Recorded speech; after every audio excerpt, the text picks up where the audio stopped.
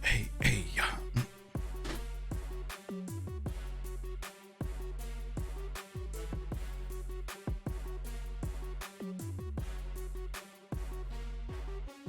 Woo!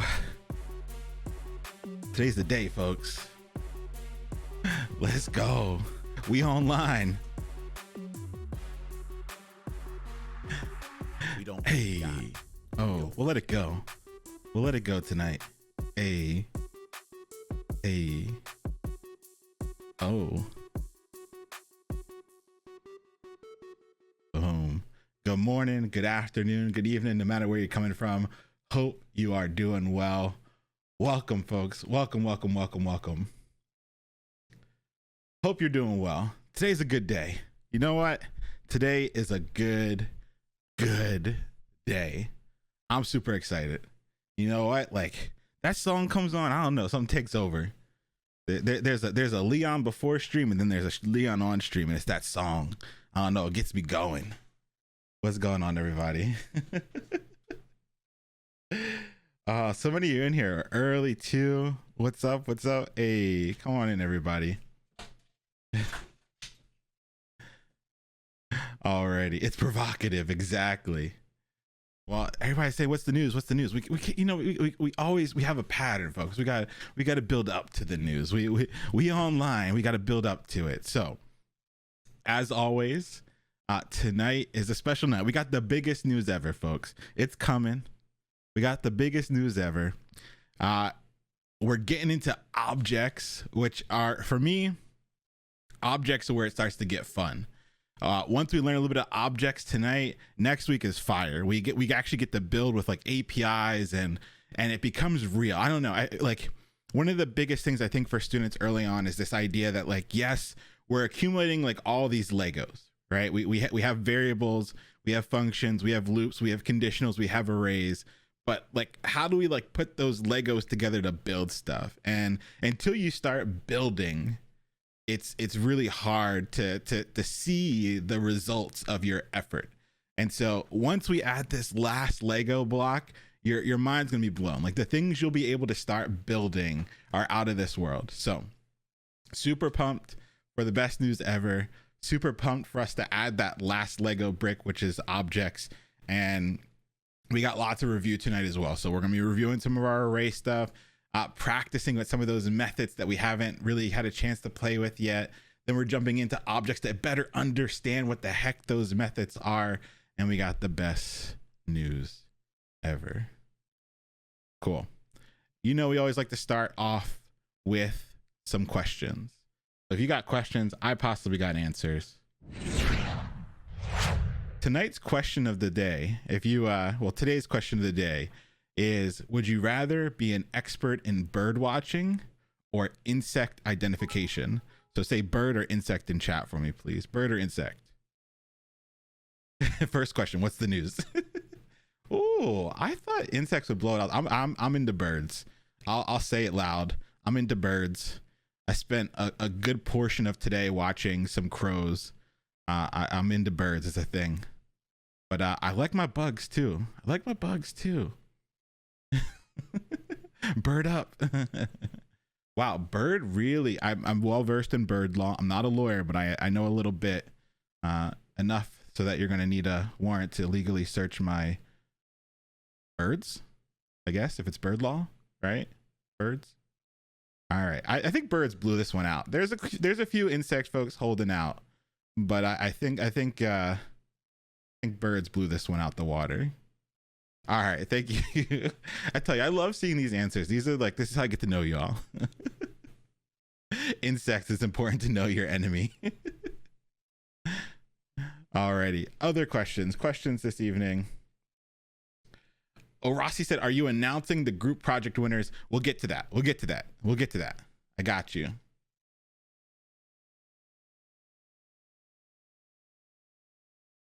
I watched the video on how to make friends with crows, and so I'm trying it.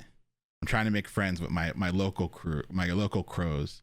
There is like a pair, like a bonded pair that I see every day, so I'm gonna make friends with them. And I think there's like a juvenile crew that's like a block over, trying to make friends with them too. I want them looking out for me. You know, I want my birds, you know, flying around, making sure I'm good. All right, you got questions. I got answers. What's the meaning of life, the universe, and everything? 42. What do you think of the ending of the most recent Bachelor? I don't want to spoil. I also may not have finished yet.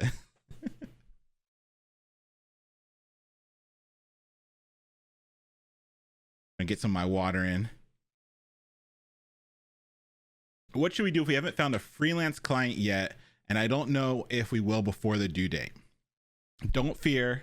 On Thursday, we're going to talk through some alternatives to getting a client. So for a lot of folks, getting a client is not actually like a possibility. Either you have visa issues, you're in an area that prohibits it from actually happening, you're in a space where you just can't do it. So on Thursday, we're going to talk through some other things that you can do that will get you similar benefits to the client. So if you're really stressing over the client, Thursday, I got you. Superman No Home. Hey, thank you for the gifted subs. Thank you for being here. Yeah. So know that we do have that date coming very soon. I want you to push yourself. This whole process is about pushing yourself, right? I want you to always take yourself a little bit further than you think you can go. That's the goal. It's a boot camp, right? A boot camp is meant to push you. You're not supposed to feel super comfortable the whole way through. That would be like a Udemy course. I don't know. You're meant to push yourself, right? You're meant to feel at some times that things aren't going your way. Sometimes you're supposed to feel the muck that is the trough of sorrow. Sometimes you're supposed to be in that reading doing one of these. All right. What? I just read that 4 times. What? Those aren't words. Those can't be words. Right? You're supposed to feel that, right? That's a part of a boot camp, because through that struggle, through carrying those boats, through carrying those logs, you start to grow a little bit of a thicker skin. The things that used to be really troublesome start to feel a little bit easier. And you're going to have days where you're winning, and you're going to have days where it doesn't feel the same. But through the process, you pick up some skills, you pick up techniques that you didn't have before. And then when you're on the job and you have to learn something, no sweat, right? No sweat. That's the whole point. The whole point is to build yourself up enough so that when you're in the job and they're throwing new materials at you, new languages, new things at you, you're like, I've been there, done that. This ain't no thing. I read Eloquent JavaScript. You know what? I read Eloquent JavaScript. This ain't no sweat. I went through that book. If I can make it through that book, you ain't got nothing to throw at me, right? So it's a boot camp. Some days are going to feel tough. That's okay. That is okay. That's a good thing. Embrace the suck. Open up that closet, get in there, fight your demons, right? And then ask for help, right? It's a boot camp. We're here to carry some boats and logs, but you got to ask for help too. And you got to realize that not everything's going to be your thing, right? There are going to be some examples that just don't click. That's okay. You have a bunch of other resources. I never just give you one thing, right? I never just give you one thing, right? There's always other things to help boost you up. We come to class, we fill it out. So it's okay.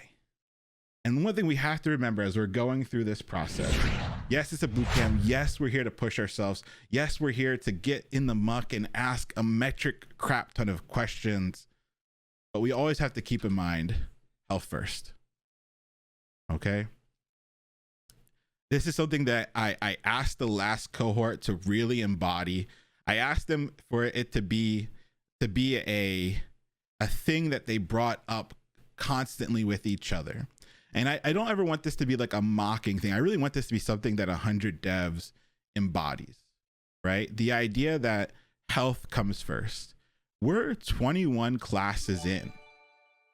Jeff and hey, thank you for the 10 gifted subs. Congrats on the new gig too. Whew. Whew, these jobs, folks. These jobs. Jeff and A, thank you for the 10 gifted subs. Hope you're doing well. We're 21 classes in. It's starting to get real. It's starting to get real. We got reading. We got doing. We got code wars.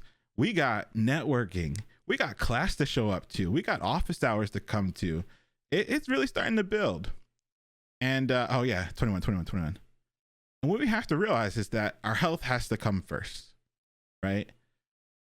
We've been doing this for a while, right? We're doing this for a while.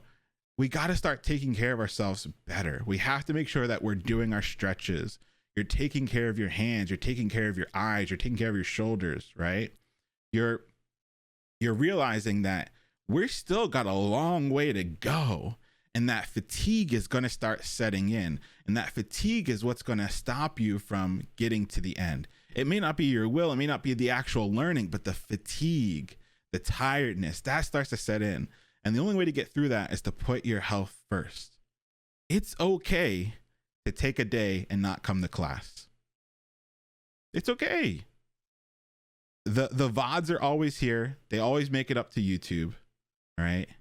Make sure if you need a day to sleep, to eat, to hydrate, to let that fatigue wear off, that's okay. This is a marathon, not a sprint. Please, as we get deeper into it, take care of your hands, take care of your body, stretch, hydrate, do the things that we say. When we take the breaks during class time, actually take the breaks. And if you ever need a day, a week, you can take it. We have the catch up crew. You can always catch up and join us live. There's no reason in burning yourself out. And you know what? It's okay. If there's ever an assignment I give you and you're like, Leon, this is too much for me in the moment, put it to the side. That's okay. If eloquent JavaScript took you to the brink and you're like, it's just not worth it, I want to be able to continue, put it to the side.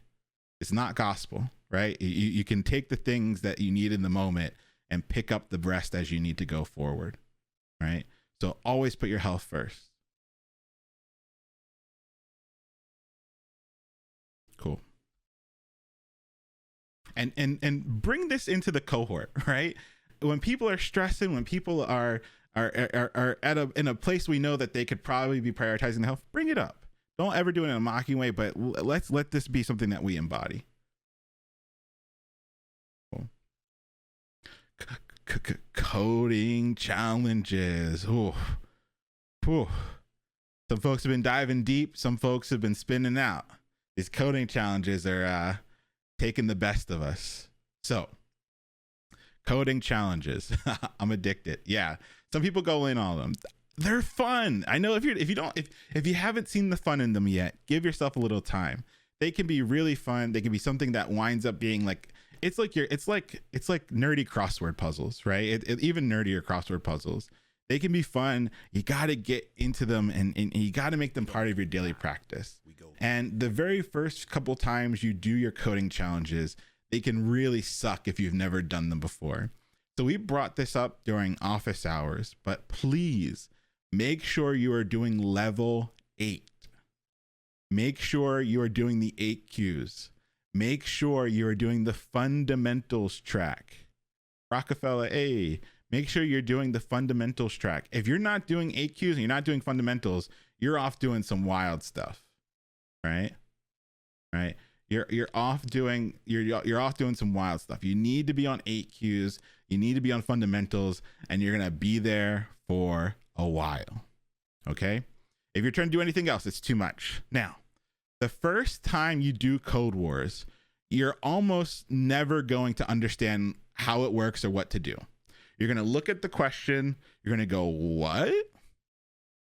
If in that moment you have no idea how you're gonna even approach the topic, just look at the solution. Just look at the solution. Just look at the solution. Just look at the solution. There's no such thing as cheating. There's no such thing as it's just so weird. Just look at the solution. You're here to learn. The reason we do Code Wars It's not because like we just want to do something no, it's because we're here to learn. So if you're looking at a problem and you have no idea how you're going to solve it, it makes no sense to sit there for an hour banging your head against the keyboard when you could look at the solution and then spend more time on the analysis than you did on trying to solve. And that's how you learn to become a lean, mean interviewing machine. When you see these problems and you have no idea how to even get started, just look at the solution. Then spend more time analyzing the solution, typing it out, retyping it out, doing it again, looking at the question without the code pulled up. Make sure you can pass it, right? Spend more time on the analysis and practice than you did on trying to solve it. And eventually, after you do a few, right?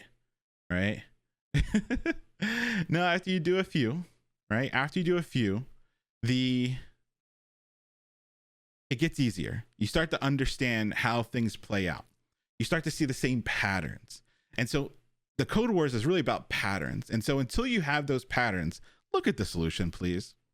And then make sure you're doing ones where you can see the patterns over and over again. So like once you start to come out of fundamentals, only do array problems.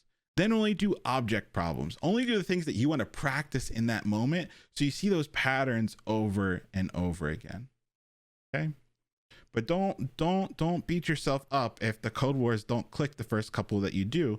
Look at the solution, spend more time on analysis than you do on the solving, and that's how you grow. On Sunday, we talked about chess grandmasters. And I think this is important to bring up again because I know people are in the thick of it right now. People that are really good at chess, like grandmasters at chess, like the best competitive chess players, they don't get better at chess by playing more chess. I think that's a weird thing for most folks. Like they don't get better at chess by playing more chess. They get better at chess by analyzing their games or other games, right? They spend more time looking at, all right, here's what this person did, then they did this, then they did that, then they did this, and then they did that. All right, and I see this pattern, that can lead to that, right? You spend more time on the analyzing than you do on the actual playing. It's the same thing for your code wars. In the beginning, spend more time analyzing. Even if you get the code wars right, look at the other solutions. What did they do? How did they do it in less lines? How did they do it more efficiently, right? The analysis is more important than the solving in the beginning. So spend time looking at your solution, other solutions, and make sure you understand how they're doing and approaching things. And that's how you really grow very quickly at the stage that you're at right now. The more you put into code wars, the more you're going to get out of the next chunk of class, because code wars forces you to put all the things that we're learning into practice. It's really hard to see all these Lego bricks and not know what to do with them. Code wars forces you to use them. And so your code wars combined with projects that we'll do in class, that's the cheat codes. Cool. Super pumped when I wrote a proper arrow function today on the JS30 homework. Hey, that's awesome. 2 times. Beautiful.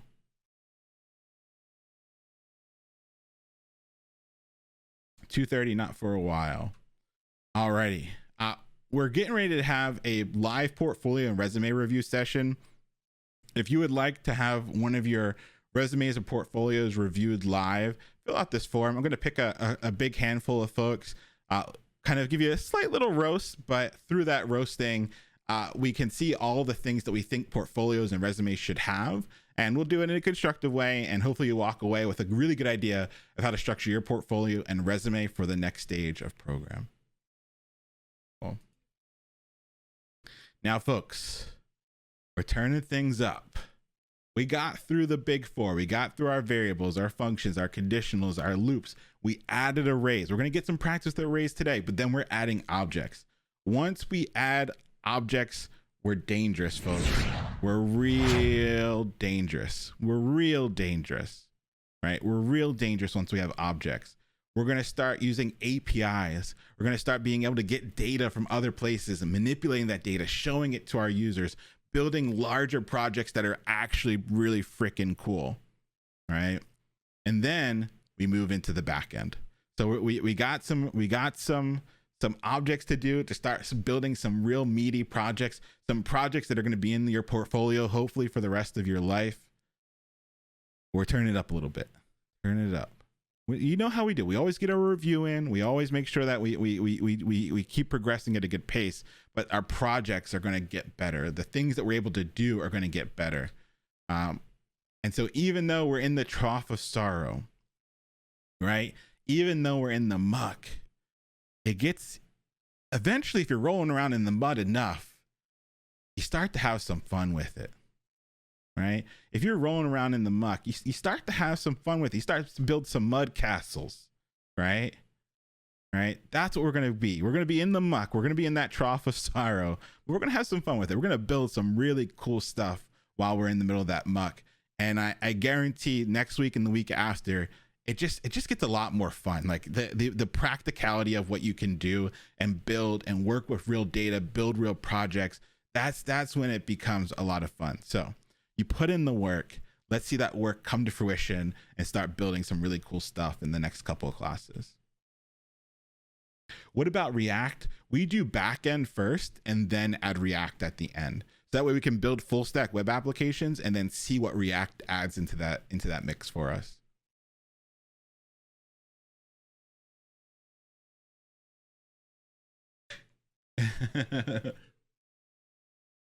Jada said Eloquent.js equals trough of sorrow, Code Wars equals wiggles of false hope. We're nowhere near the wiggles of false hope, but I like the analogy. Alrighty. Kind of talked about this a bit, but we have the Legos now. We have all these different Lego pieces. We got our variables, our functions, our loops, our conditionals, our arrays. Then we add objects. Now we have the pieces we can start to build. And so for folks that feel like they have all these pieces but don't know what to do with them, your Code Wars help, and then the next couple of classes help. We're going to build some cool stuff. You're going to see how these Lego pieces come together. So if you need a bigger picture, it's coming. Trust me, it's coming. But we needed the Legos. We needed the Legos before we could put it all together. Now we can build. Exactly. Alrighty, folks. The moment we've all waited for. The big news. Now, I put my warning up here. I'll try to keep the warning in the future for whenever we use this, like this code party section. But next slide is gonna be loud because we got some big news. So I'm gonna go over here to the big news, and then we're gonna hit it. So in the next 10 seconds or so, we're gonna have some confetti, some loud sounds. So late 2020, I had an idea. It was a pandemic, and I wasn't a doctor. I wasn't a nurse. So I didn't know what I could do to help, but I had an idea. I said, you know what? I think I can help a few folks maybe become software engineers. And so we did a very small cohort of folks, and hundreds of people showed up. I was really expecting 10 folks here with me on Twitch, and that was it.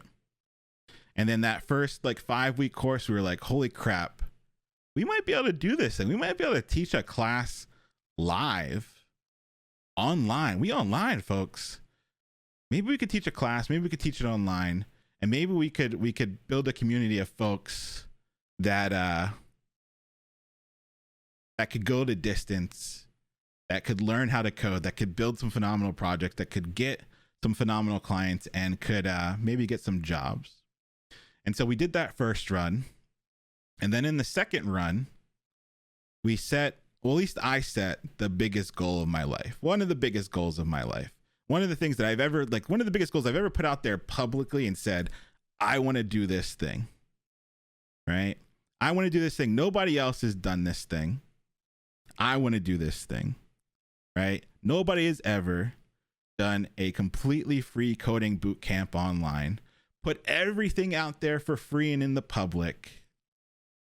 And I set a goal. And the goal is the namesake of our bootcamp, our agency, and the goal is 100 devs. And I'm here to say We did it. 100 plus jobs.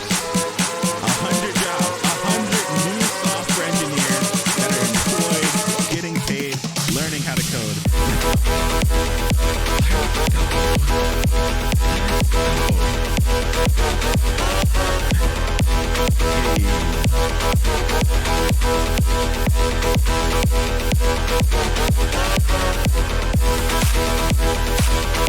I'm gonna take it in. It's gonna be wild.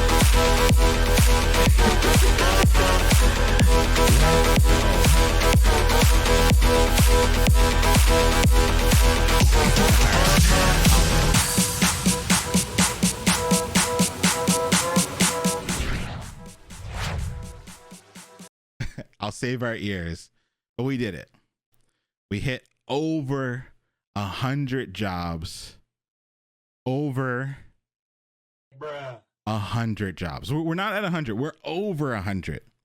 100 software engineering jobs and a whole smattering of other jobs that are in the related field as well. But 100 folks that came to 100 devs and got the support they needed to learn, to grow, and to get a job as a software engineer. We threw out into the world the idea that 100 devs meant 100 jobs, and we smashed through it. We smashed through it.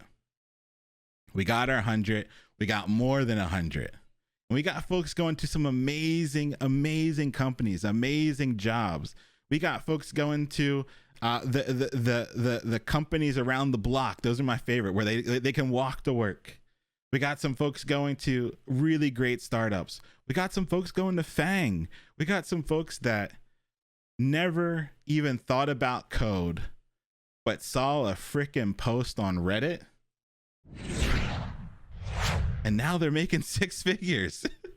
We had some folks where their whole family came, where the husband and wife came and they both learned together and now they're both employed.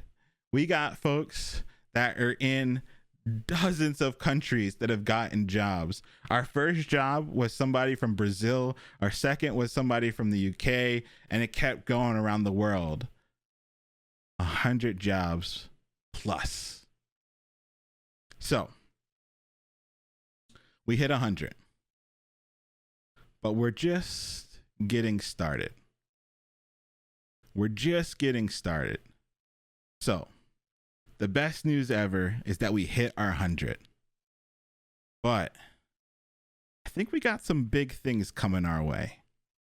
I think we got some amazing things to come our way. I think we can do something a little bigger. Maybe a little better. Maybe a little bit bigger. Maybe a little bit better. Because let me throw some numbers at you. Let me throw some numbers at you before I get to my thank yous. Before I get there, let me throw some numbers at you. When we were doing the original 100 devs, like legit cohort, we had about 300 people that were watching the streams, but really only 100 people were turning in the homework. So all of the homework you can see is public. This is something that's interesting. Like, if you want to see like who was really participating in 100 devs, you can actually see all of our homework assignments actually wind up being on GitHub. So you can literally see the people that were submitting their homework, right? So we had about 300 people on the stream, and we had about 100 people actually doing the homework and keeping up. We got over 100 jobs, right? We got over 100 jobs. So for me, the folks that were keeping out doing the work, I feel like we got a good clip of them. A good clip of the folks that were doing the full work. We got them, right? Now we're seeing kind of similar things with this cohort.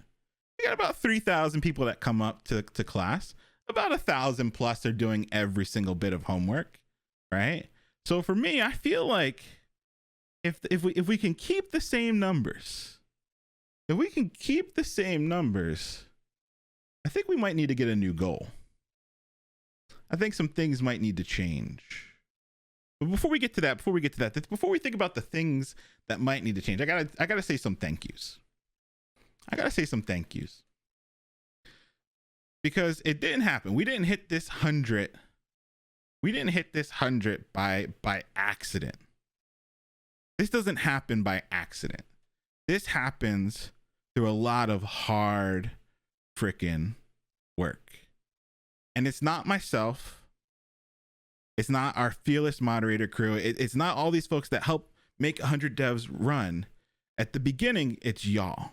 It's your work. We can't make you show up. We can't make you come to class, do the homework, do the code wars, do the networking, get the clients. That's y'all.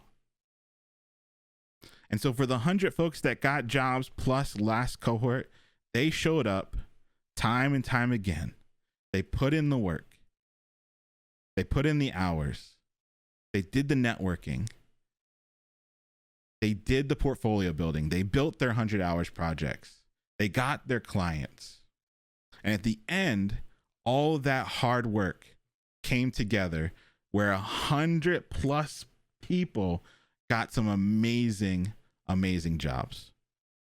So the first people I need to thank are all of our alumni, all of the folks that put in that work to make 100 devs what it is for me to be able to claim 100, right? I don't get to claim 100 unless you all do the work.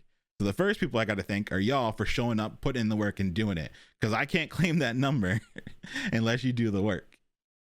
So thank you. I really, really do, from the bottom of my heart.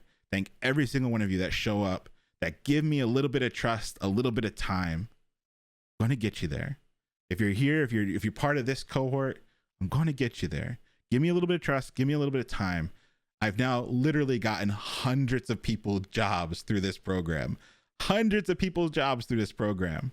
And we're just getting started. Now, there are some other amazing folks that we have to thank. And my thank you is going to be a little odd here because we're going to do something bigger, right? First and foremost, I have to thank our moderators, our fearless moderators that are always here in Twitch chat, on Discord. Discord's the wild, wild west, y'all. Nobody's ever done this. Nobody's ever thrown 28,000 people into a Discord and have it run with the level of success that we've had. We went from like 0 to 28,000 in less than a year. And so that to me is absolutely wild. Well, sorry, we went from like 2,000 to 28,000 in less than a year. So that, if you've ever been on Discord and it wasn't a hot mess, if it wasn't run amok with trolls and spam, that's because of the moderator team. And so I'm going to thank each moderator personally, but tonight's not that night because I have something bigger planned. So each mod I'm going to thank individually because they deserve it. But that's not tonight. That's gonna be and something that we're going to talk about in a few seconds. Then I have to thank all of our mentors, our helpers, our folks that show up time and time again to help folks in the community, that answer questions in our help channels, that answer questions in our support channels. This doesn't work without y'all too. And then the biggest folks, again, the alumni that are in those channels, answering your questions, giving up their time. They already went through the boot camp. They have a job. And they come back on Twitch, on Discord to continue to help the next group of folks make it through. That to me is the whole point of this. The whole point of this is not 100 jobs. It's for those folks to now bring 3 more with them. So 100 quickly turns into 300. And then I think we have some bigger goals that we need to hit too. And when we made that ask, we made the ask to our alumni, hey, come back. Can you help with the study communities? Can you help with new events? They answer the call every single time. And so a huge shout out to the alumni that come back and give their time. They made it to the promised land and they're coming back to pull more folks with you. So we thanked you for being here. We thanked the alumni. We thanked the moderators. We thanked all of our helpers on Discord. But I want to do a little bit something bigger. I want to do something a little bit bigger. And last cohort, we did something that was one of my favorite parts of the cohort. And we're going to do it again. I'm introducing the best week ever. Now, last cohort, we had the best week ever. But this cohort, We're really about to have the best week ever. So next week will be the best week ever. We're going to do some really amazing stuff. We got some things that people have been asking for a long time. We got merch dropping. We got agency opening up. We got job board opening up. We got merch. We got a sponsored class by Microsoft. We got a lot of stuff, folks, that we got to get these wheels moving. We got to get these wheels moving. We got too many of us into really great places. We got to keep it moving. So next week is going to be the best week ever. We're going to have a chance to thank all the folks that have made this happen, to reveal some really big stuff. Open it up way bigger than we've ever done it before. Have a sponsored class by Microsoft. Next week we learn Git and GitHub, and Microsoft is sponsoring it. GitHub is sponsoring it. We got swag. We got laptops. We got amazing stuff. So today was the best news ever. To set a goal and to knock that goal out the park through the stratosphere, to be way past 100 jobs. We're past 100. Like I don't know if you've been paying attention to that celebrations channel, but it's been kind of blowing up recently. Like every day there's somebody new in there. And so we're way past 100. I really honestly, me and Blah talk about this a little bit every once in a while. I really thought it'd be me and 10 people max, and I would help those 10 people and that would be it. So I can't in my wildest dreams ever imagine that we have 3,000 plus people here, all trying to learn how to code, maybe change their lives, maybe get that job that they've always wanted, have that security for themselves and their loved ones, to have a career that's high growth that they know is setting them up for life. If you're here and you're ready to put in the work, I got you. It's no longer 100. We're going for something bigger. And so at this moment, we're setting up the best week ever. And on the first day of the best week ever, I think we got some big changes to make. I think we need a new goal. And so come back next week for the best week ever, because we got some bigger goals to hit. We got some bigger things we got to do. We got too good of a community. We got too good of a community to stop at 100. This is the best place to learn how to code live online. We online, folks. We're learning how to code. And if you're here, I know that you can do it too. I know that you can join these hundreds. You have the ability. You have the aptitude. You have the will. You have now the way that 100 other people have followed. You can do this too. Give yourself a little bit of grace. Give yourself a little bit of trust. Give me a little bit of trust in return. I think I earned a little bit of trust. I think after you get 100 people through that gate, I think I got a little bit of trust. So give me a little bit of trust and we'll get you there too. All right, folks. Thank you for enabling me to hit a goal that I set, that I really wanted to accomplish. This really is one of the best things that I've ever been able to accomplish in my life. It's something that I am super proud of, and it's just getting started. Next week, best week ever. Alrighty. Let's get into our review. I know, I feel like we're on top of the world, and I'm just guys like, all right, JavaScript. Now it's like JavaScript. We had a lot of folks that did some stuff, but I was in ranty mode. Let me make sure I go through these. We had some sound alerts. We had a hydration. Lip dab, thank you for the hydration. Cheers to you. We had a lot of sound alerts. Dab was in here. Alrighty, folks. Thank you so much. Cool. PM Bull, thank you for the 5 gifted subs. Appreciate you. Thank you for being here. Oh. People are saying, what about the funnest portfolios, the funnest projects? Well, since we're revealing the merch next week, we'll reveal who wins because they get that merch. So we'll wrap that into the best week ever, so that folks that know who they're winning, who won, actually know what they're getting. Yeah, cool. All right, let's get into our review. let's get into our practice here. Programming. Remember, it feels so wild to just jump right into this. A computer will do what you tell it to do. Right? A computer will do what we tell it to do. What is a program? Oops, I'm sorry, I'm still in big league. Computer will do what we tell it to do. What is a program? Well, a program is a set of instructions that we write to tell a computer what to do. What is programming? Programming is the task of writing those instructions in a language that the computer can understand. We use JavaScript to write those instructions because it's a little bit more human readable. It's something that we can understand and share that can then be broken down into something that the computer can understand. JavaScript has a specific syntax that we've been learning.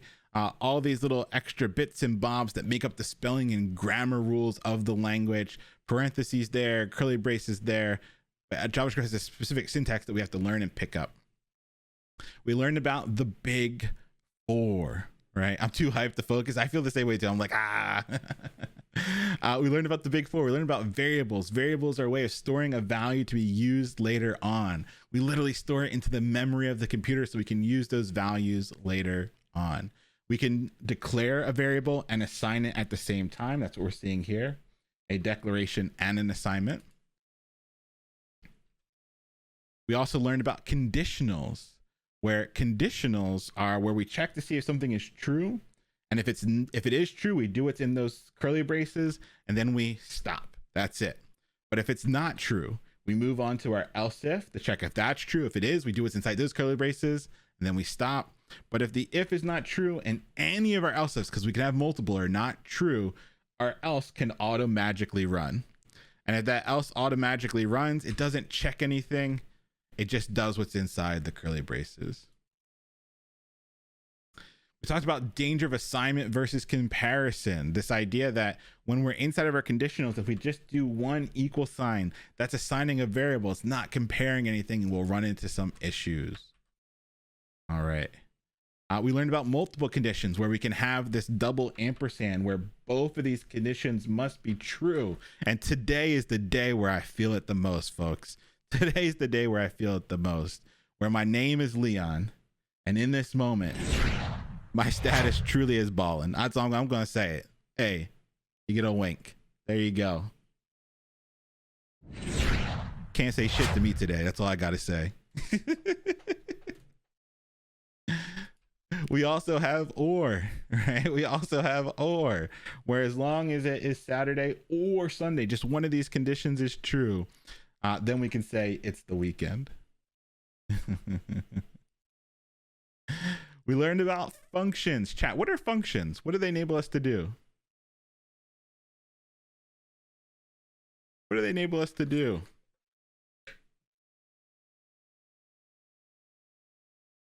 Yeah, they're just sets of instructions. They're our building blocks. It's how we build up our programs. It's just sets of instructions, and they're reusable.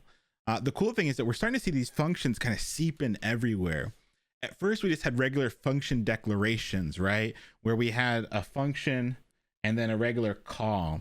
But now we're also seeing like anonymous functions where they're kind of thrown in, where functions are taking in functions, right? We have this idea of like higher order functions and these other things that are coming in. We're passing in arrow functions. So they become a really essential piece of how we write our JavaScript. And it's really important that we understand how to use them. So we're going to see a lot of functions today. Again, we're going to see a lot of functions being used with our methods when it comes to arrays and objects. But they really are the fundamental building blocks of our program. They're meant to be reusable so that we can repeat actions without having to retype the code over and over again. So here we have a function call. We're passing in hello as an argument. It falls into our parameter of word. Wherever we see word, it's actually hello.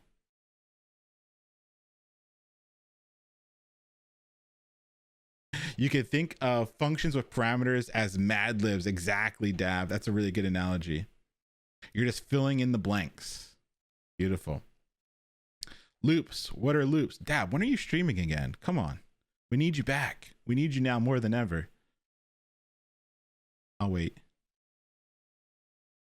Can we get a stream, Dab?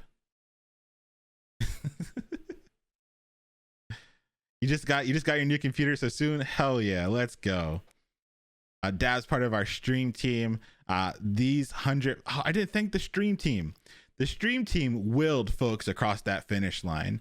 There are folks on this list of the 100 that are only there because of what Dab did, what OCC did, and creating a space where they can continue to learn, where they could ask questions.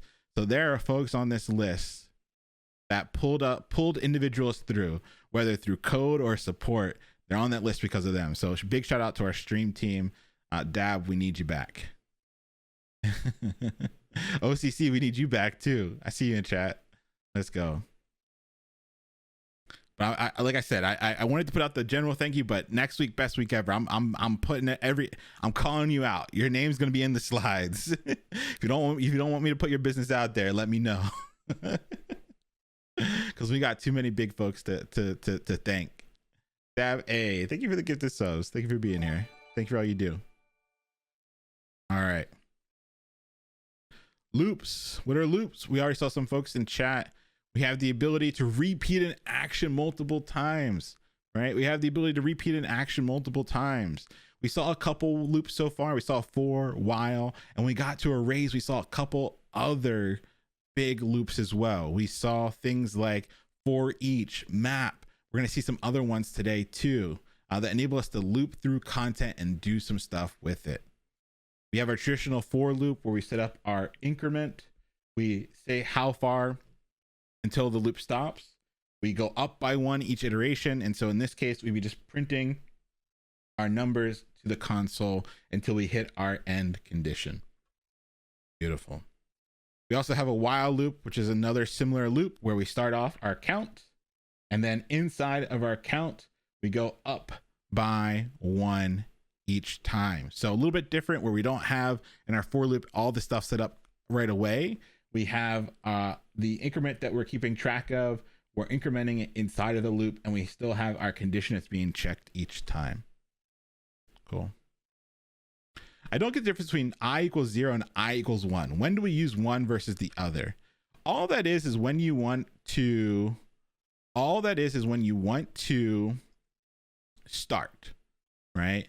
All it is when you want to, where you want to start. Do you want to start counting at 0 or do you want to start counting at 1?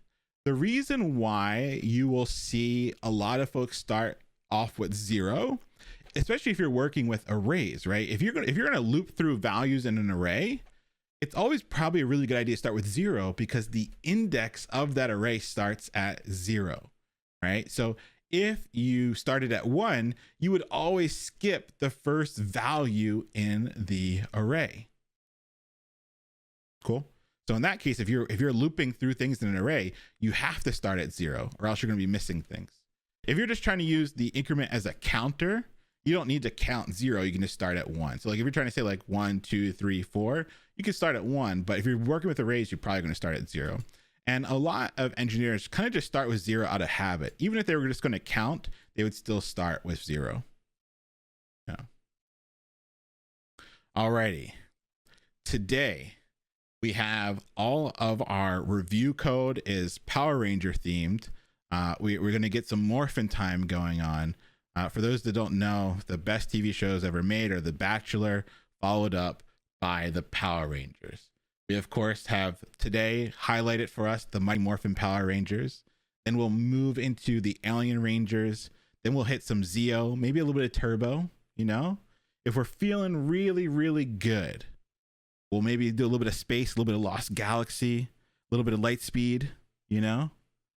We'll slow down, though. We'll slow down once we get the Time Force, Space Force, you know, all that fun stuff. But for tonight, we're going to start with our Mighty Morphin review. Let's go ahead and open that up. Oh no, did I not have it open already? 1 second.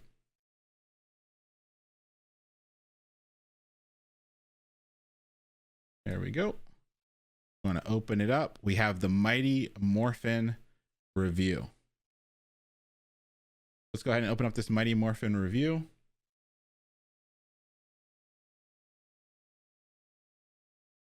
We have the JavaScript file. There's review for variables, functions, conditionals, and loops. We're gonna put, where are we at time wise? Let's put 7 minutes on the clock here. 7 minutes on the clock. See how far you can get in these 7 minutes. And then we will stop. We'll take our break, and then we'll come back from the break to review. So 7 minutes on the clock. You got this. Dig deep.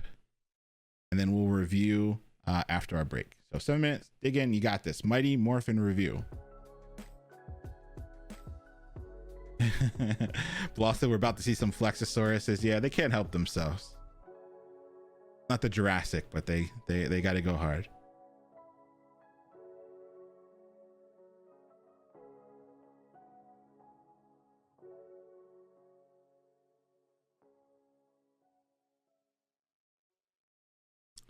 Update your VS Code.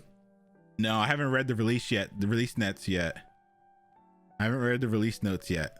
I don't update. Definitely not midstream. Let's just click that little XC poo there.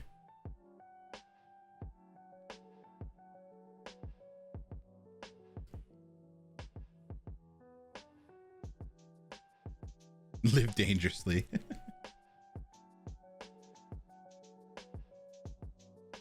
Where can I find the stream team, folks? Yes, we have a special channel. So whenever folks go live on the stream team, you can see their notification and go live. There's a stream team channel on Discord. Make sure you turn that notification on. As we have folks streaming on the stream team again, we have a lot of new folks that are kind of in the process of joining the stream team. We have 2 that are ready to go. And so as part of the best week ever, we'll have their joining of the team, and we'll make it a big deal.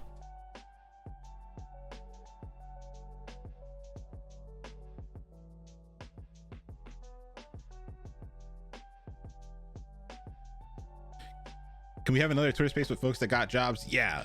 Our goal starting next week with the best week ever is to do a space every week. So we're going to be mainly doing Discord spaces because it's a little bit better, and it's just us. We don't have to worry about the riffraff coming in. But yeah, so we'll be doing some Twitter spaces, but a lot of Discord spaces as well. And we're going to try and do that once a week.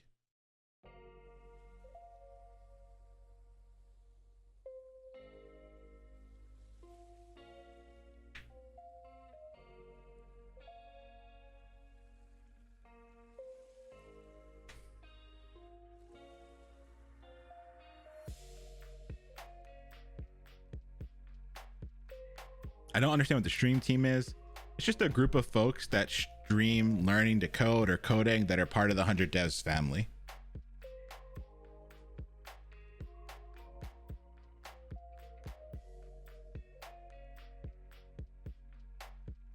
What's the drink? I got some vanilla chai tea and some ice water.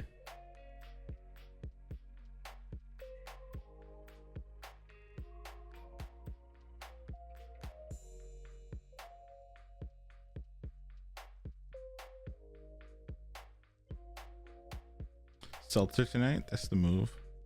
I like seltzer, but it makes me do some sounds I don't think y'all need to hear.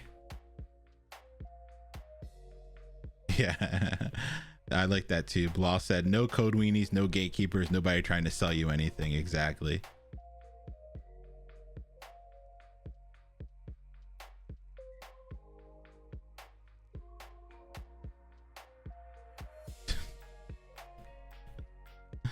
I ain't trying to Beyblade it up on stream. Lee, no, definitely start. You gotta do it for a while, and then once you've been doing it for a while, we look at your VODs and make the call to add you or not. Yeah, that's awesome to hear. Thank you for joining us. Can I buy a sub with my Leon dollars? You can get all the stuff, like you can get all the emotes and stuff by using your channel points. Yeah.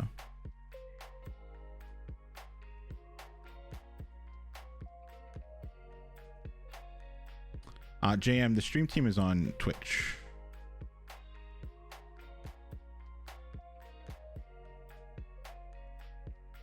What? That's amazing. You got promoted to mid-level. Right now you're working on first solo large site-wide feature. That's amazing. Congrats. That's huge. Well deserved.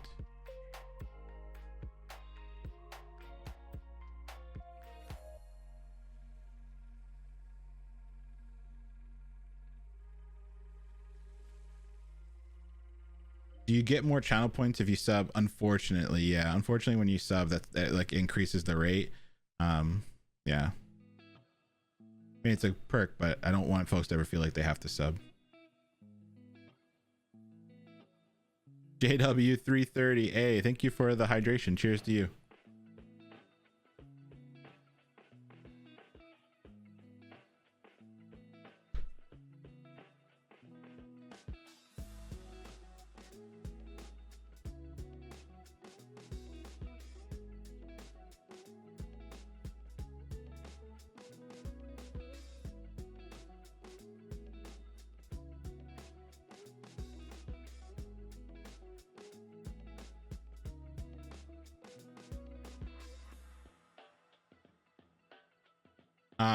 Candacer, is there some way to make the commands work? No, sometimes just multiple people have used the commands, and so it's not like it tries to stop people from spamming them, basically.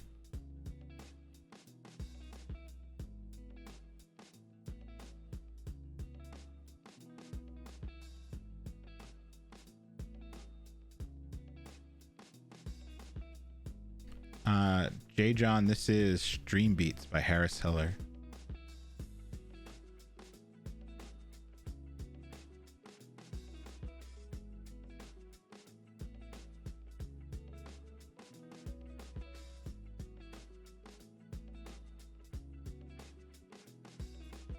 Kabaddi, all of our subs and donations and stuff like that go to Resilient Coders, which is the nonprofit I work at during the day,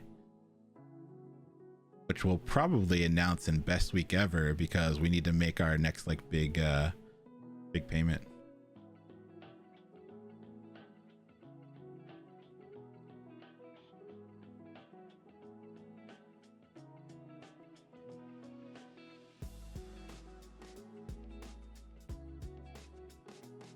Can you program a Megazord with JavaScript? That'd be a fun project. Alrighty, folks.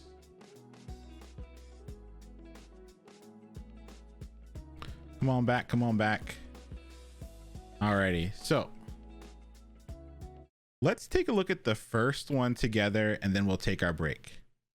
We'll take our first one together, and then we'll take a look at the break. We'll take a look at the first one together, and then we'll take our break.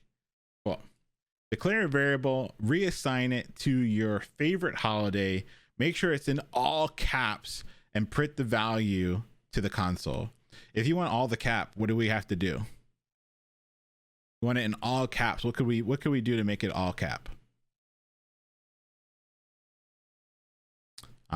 Two uppercase. Two uppercase.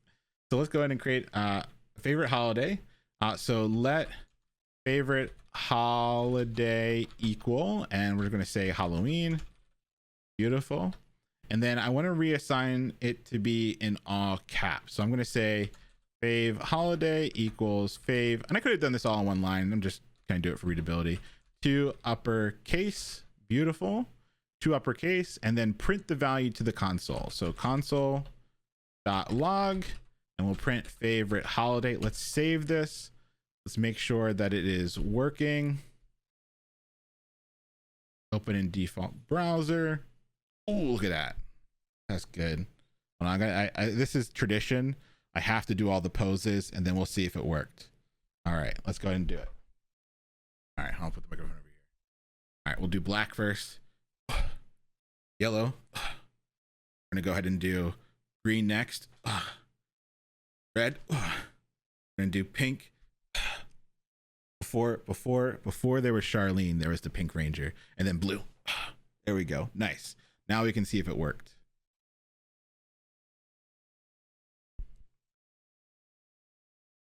All right. First try. Halloween is all capitalized. All right. All capitalized. And it looks like it's working. And so what we can do now is we can rest assured that we can take our break. So 5 minutes on the clock. If you're new around here, we like to be healthy. We like at the top of every hour make sure we're letting our fingers and our eyes get a little bit of a break. So if you're able, please get up, move around, hydrate, and then be back in 5 minutes. We're going to go through the rest of this together and we're going to move on. We got a lot of fun stuff to get to tonight. Really excited to get through a little bit more review and then get into our objects. Once we get the objects, the everything starts to kind of click a little bit. Start to learn some of the mysteries that is JavaScript. So if you're interested in learning the mysteries of what is JavaScript, I'll see you in 5 minutes.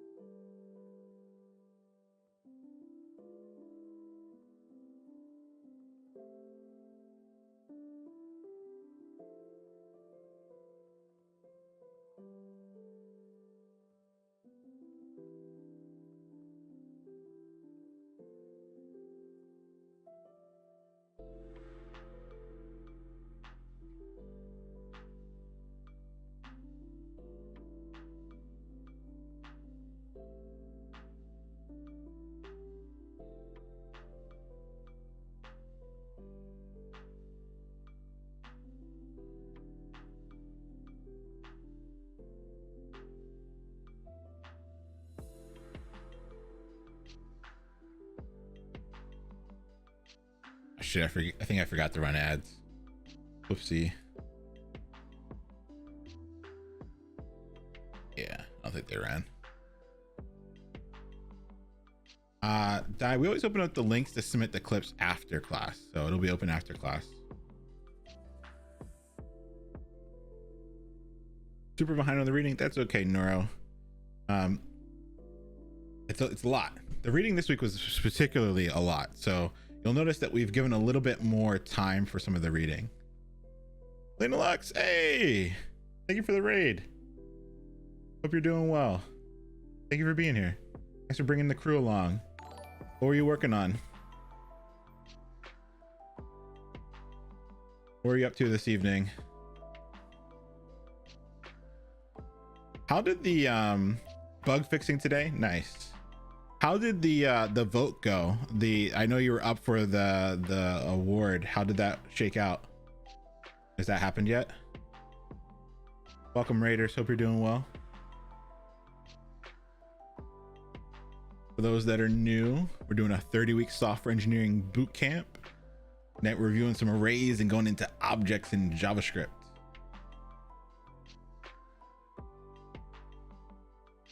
It's announced Friday. All right, let's go. Turn up. Fingers crossed. All right, folks, come on back. Let's get in here. You're not following Lena Lex. You're out of your mind at this point. Let me go ahead and throw a shout out in chat.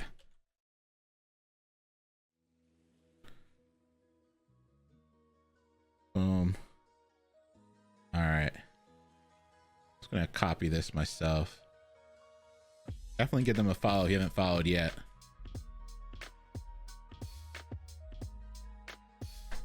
Boom. Alrighty, welcome back. Let's chill the music here.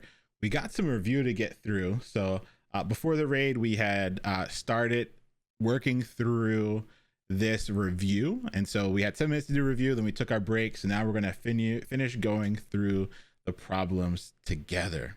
All right, declare a variable, assign it a string, and then alert the last 3 characters in the string.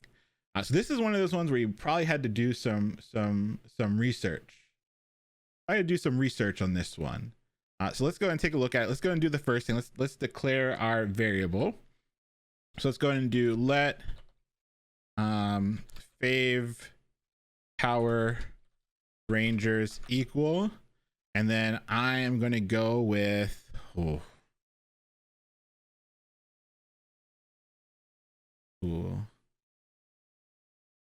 yeah, I'm saying it. I'm gonna say it. I'm gonna say it. I'm gonna say it. Not the favorite ranger. The favorite ranger is too. That's not something we can come to terms with tonight.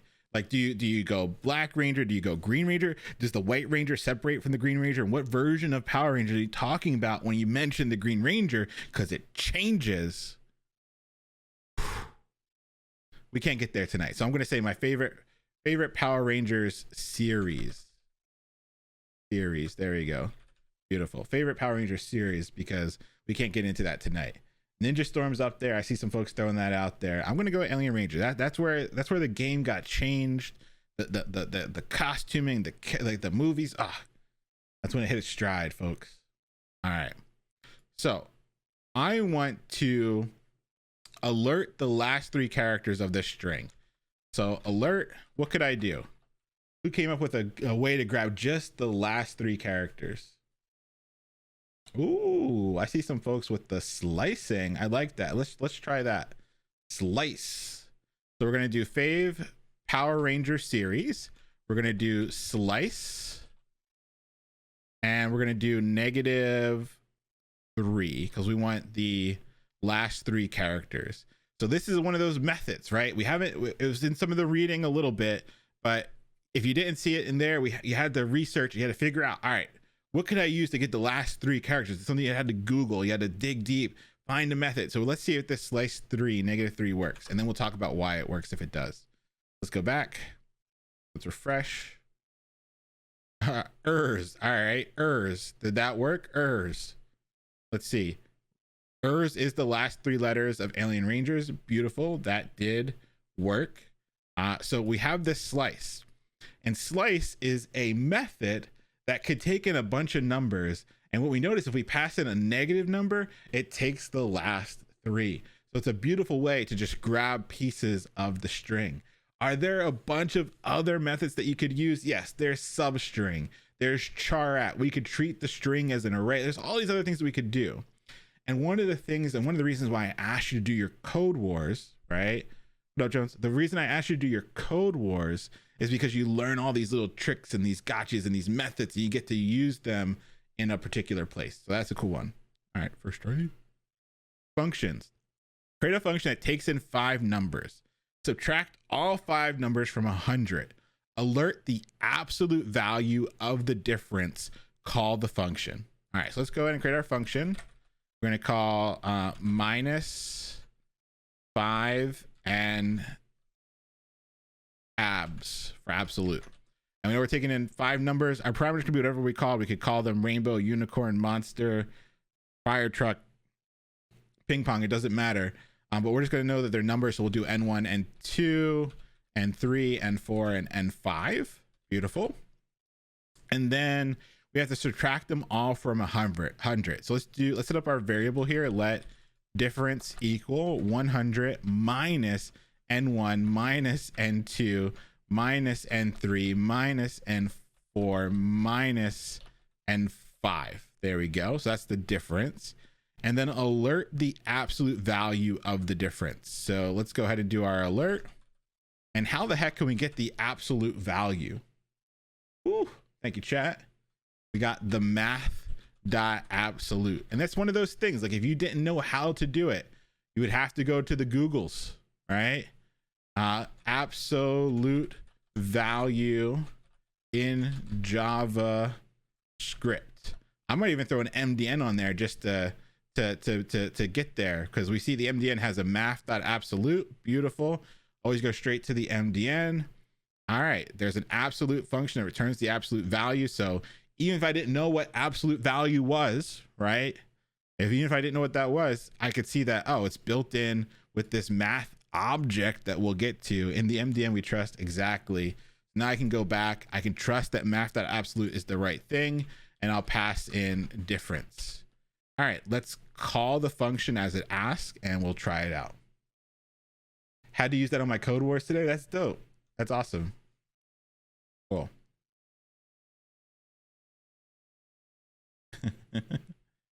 Let's go ahead and do -5 and alert, -5 and absolute, and we're going to pass in some numbers. Let's pass in 27, 83, 42, 1, and 5.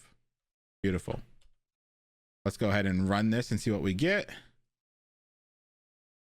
Man, these poses just get you going. It's just want to be like, ugh. You know what I'm talking about. Anybody ever gives you a problem, just hit that post. Boom. Gets you going. All right, let's refresh. Errors 58. All right, so it worked. So we got the absolute value of 58. And we know that the absolute value is working because this would have, subtracting from 100, we would have been way below 0. And so the absolute value, the absolute value is working here because we're not getting a negative number. It's giving us the absolute value.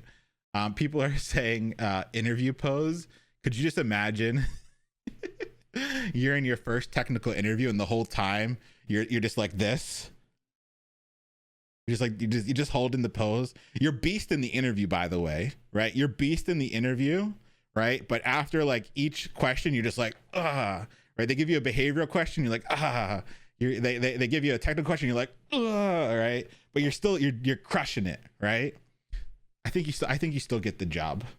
I think if you're busting out the Power Ranger poses and you're crushing it, that's all the better. You heard that here. That's my advice. In technical interviews, please bust out your Power Ranger moves. Guaranteed to get the job. We don't get got. Dark Shinobi A, thank you for the hydration. Cheers to you.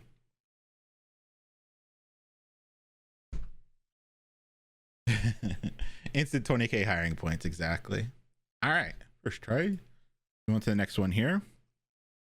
Create a function that takes in 3 numbers, console log the lowest and highest values. Interesting. All right. Function log high and low. And we're going to take in 3 numbers. So we'll just use the same kind of thing. N1, N2, N3. And console log the lowest and the highest values. And so for me, the lowest and highest values, there's a couple ways I can get them. Anybody know what they did? Oh, I'm seeing some folks throwing out min and max. There is a math.min and a math.max. That is true. Let's go ahead and do that. Let's go ahead and say let min equal math.min, and we will throw in N1, N2, and N3. And what that should do is, based on these values that we passed in, it should give us the minimum value and place it in the variable min. We could have also sorted it. That would have been a different way to go about it, like sorting it and then taking the first and last. That's totally a way that you could have done this as well. But let's see some of these methods, right? We'll see sorting later today. We'll see some sorting ones later on. So we'll come back to the sort in a little bit. All right, so we got math.min. Let's get max. Math.max. Let's pass in N1, N2, N3. Beautiful. So now we have the min and the max. Min and the max. Now we have the min and the max. What we need to do is like use them. So let's go ahead and, what does it say it wants us to do? Console log. Let's go ahead and do our log. And let's use a template literal. When I use a template literal, what am I starting my string off with? Like, how am I setting up my string? Could you have done this without declaring variables? Absolutely. But I like the readability of having the variables. I got to use the backticks here. So I'm going to say the lowest num is, and then I can use my bling syntax where I can then go ahead and just put min in here, is blank, and the highest num is, and I'll use my syntax again, and I'll throw in max. So the idea here is, since I've used my backticks, I can plug variables in using this bling syntax where I do $ and then the curly braces. Cool. All right, let's see if this works. Let's call it. So we'll call log high and low, and we're going to pass in some values. Let's pass in 100, 50, and 25. So if this works, we should see 25 and 100 in the console. Yeah, way better than concatenating. Exactly, Juice. Let's go ahead and save this. Let's see if it works, and let's see where we're at. All right, we got the errors, we got the 58, and then we see the lowest num is 25 and the highest num is 100. So it looks like it's working, right? Looks like it's working. Bing bong. Alrighty.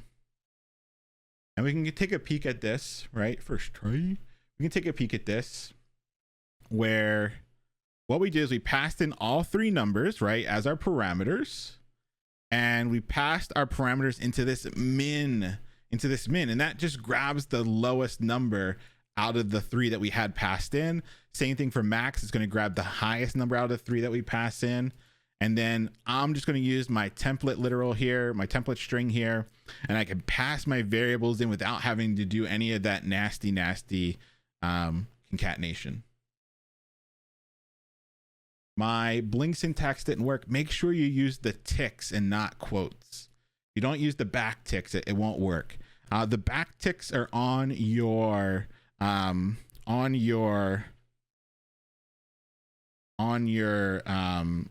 tilde key.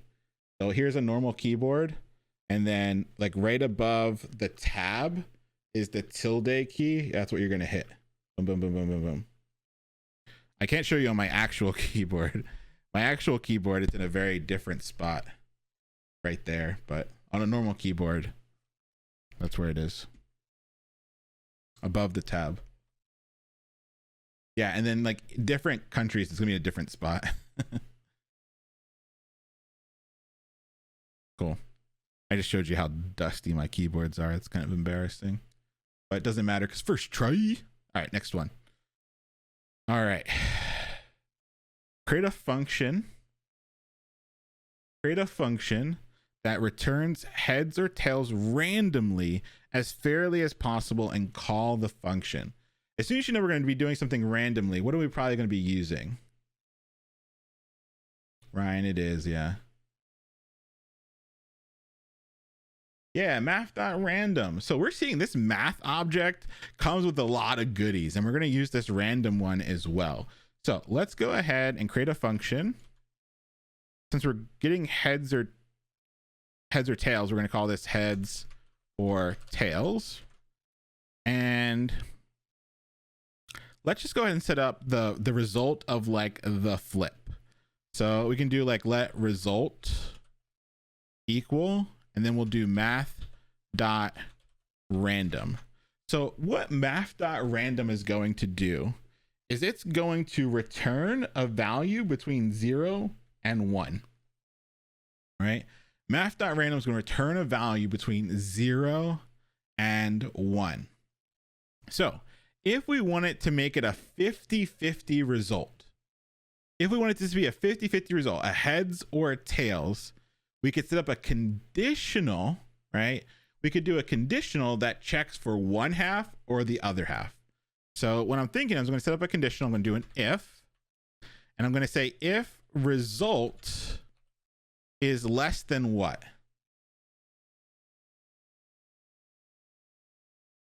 Less than 0.5, exactly. If result is less than 0.5, we can, it's supposed to return. So we'll return heads. I guess we have to return like a string of heads, right? We'll return a string of heads. And then if it's not less than 0.5, the only other thing it can be would be what? The only other thing it could be would be tails. All right. So the idea here is that math.random will return a number between 1 and 0. So half the time it'll be less than 0.5, and the other half it'll be 0.5 or greater. Right? So one half it'll be less than 0.5, the other half will be 0.5 or greater. Right? Now, the reason why people are saying, like, do we need the equals is it's very specific. It goes from 0 to 1, but it's not inclusive of 1, right? So it's not inclusive of 1. So since it's not inclusive of 1, we don't have to do the less than or equal to. It's between 0 and 1, but doesn't include 1. Yeah. That's why we can just do less than 0.5. Cool. I think this should work. Looks good to me. Let's go ahead and call it. So let's throw it in a console log because it's a return, right? Since this is a return, if we just called it, it would poof in the thin air.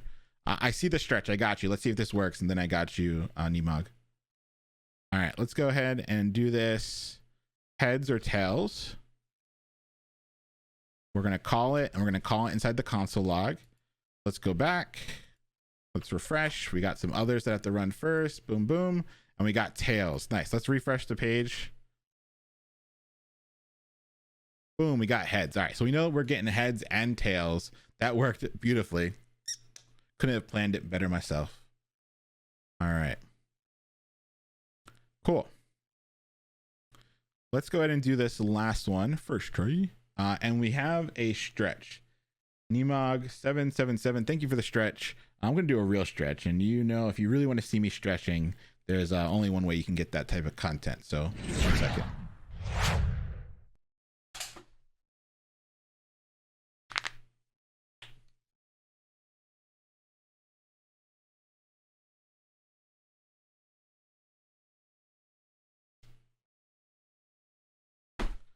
Ooh.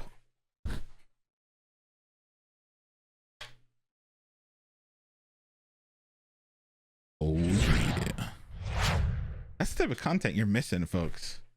Only 1 million channel points. Come on. What's 1 million channel points? Only 1 million channel points, and you get that lovely, lovely content. All right. Somebody said, how can we test this to know if it really works?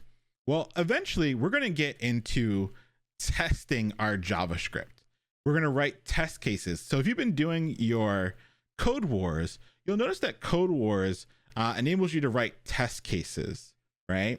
And so we could write test cases to see if this works or not, and we could run a bunch of them. So eventually we'll get to testing later on in program towards the end, but that's one way we can test to make sure this stuff really does work, to make sure it is like functioning heads or tails. Yeah.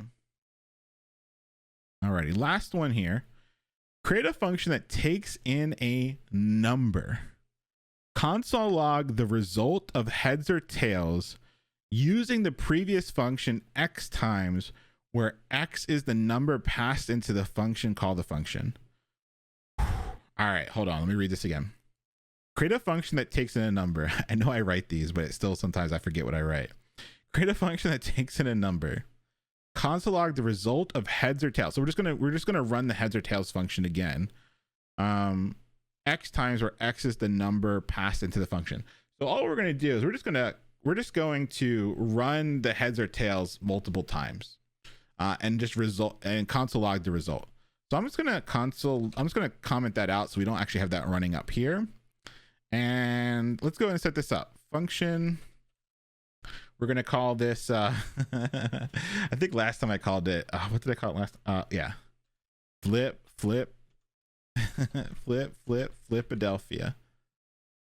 There we go. So we're gonna call this Flipadelphia, and this is going to be our function to flip a certain number of times. So it said x times, but we're just going to put in here the number of times, right? So I'm just going to use n, which is short for the number of times that we want this to run. And then we can set up a really simple for loop. So for let I equal 1, I'll start counting at 1. While I is less than, and we'll say including that number. One of the mistakes we've made in the past is where we forgot to include the equals, because we want to go from 1 including that number. So we'll say n, and then we'll do I++. Okay. And then we're going to have result equal, and we're just going to call this function heads or tails. Cool. So what we're going to do is we're going to call this heads or tails function each time the loop runs. And the cool thing is that this heads or tails function is already set up to return heads and already set up to return tails. So I actually don't need to do anything special other than console logging the result.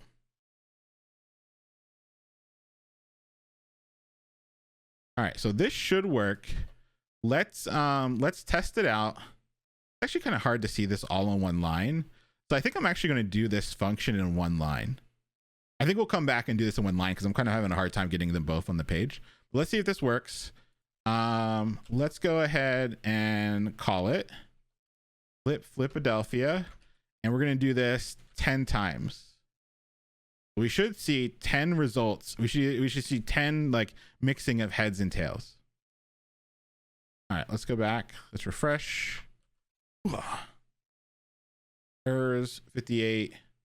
All right, so we got 2 heads, 2 tails, and then 5 more heads and a tail. So this did run 10 times, and it was definitely felt heads more than tails.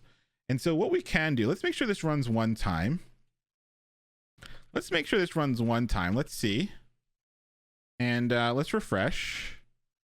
Boom, boom, boom. All right, so it does run one time. So what we can do is we can YOLO some channel points right now, folks. This is what we did. We just built ourselves a gambling machine. So let's YOLO some channel points. Some of you want to get that sweet OF content, but you need more points. So tonight's the night. Tonight's the night, folks. Let's go ahead. Start a prediction.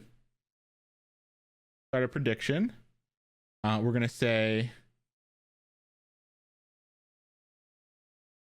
heads or tails, and the first outcome will be heads and the second outcome will be tails. You have a minute to get in here, and I'm starting it now. All right, so you can join the prediction, heads or tails. You can risk as many channel points as you want, and then we're gonna refresh the page, and whatever it says, that's who wins. All right, let's see how many channel points people are throwing up on this. You only got a minute to get in here, folks. Ooh, 280,000 channel points on heads right now. Ooh, 400 to 300. Oh, we might hit 1,000. We might hit 1 million channel points. Oh yeah, we're way over 1 million channel points up for risk here, folks. Way over 1 million. Oh no, what did I unlock in all of you? Oh no. Oh no. 1.3 million to 1.2 million. All in, baby. Let's go. All right. Let's do it for all the channel points. Let's see what we get. All right, let's refresh the page. All right, we got our ERS. We got our 58. You ready? Tails has it. Tails got it. Let's see. Let me confirm the prediction. Choose outcome. 51% of you said tails. So 1.5 million up against 1.4 million. Let's choose outcome. It was tails. And we're going to complete the prediction. All right. So you should have gotten your channel points there. The prediction result was tails. Oh boy. We don't Hold on. Let's see the details of this one. It was 50-50 in the end.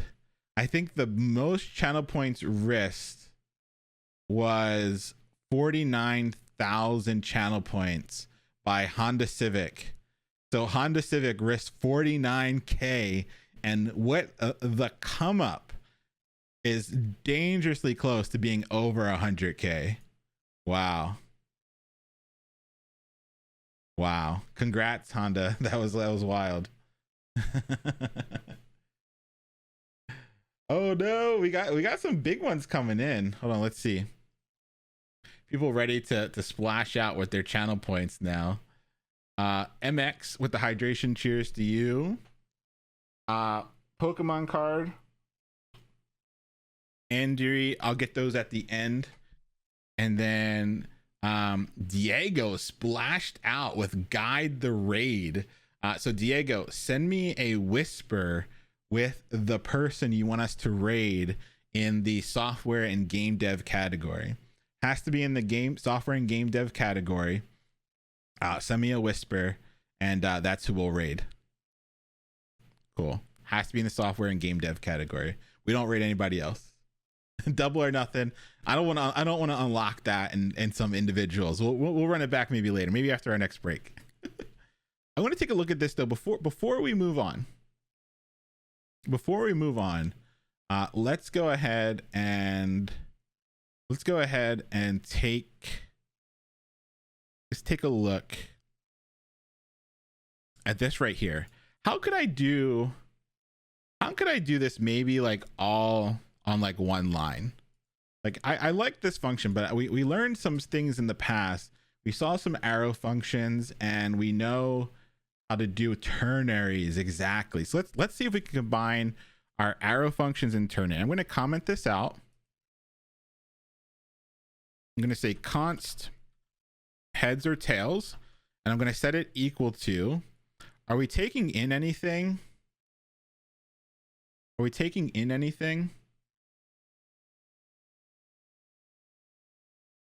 Nah.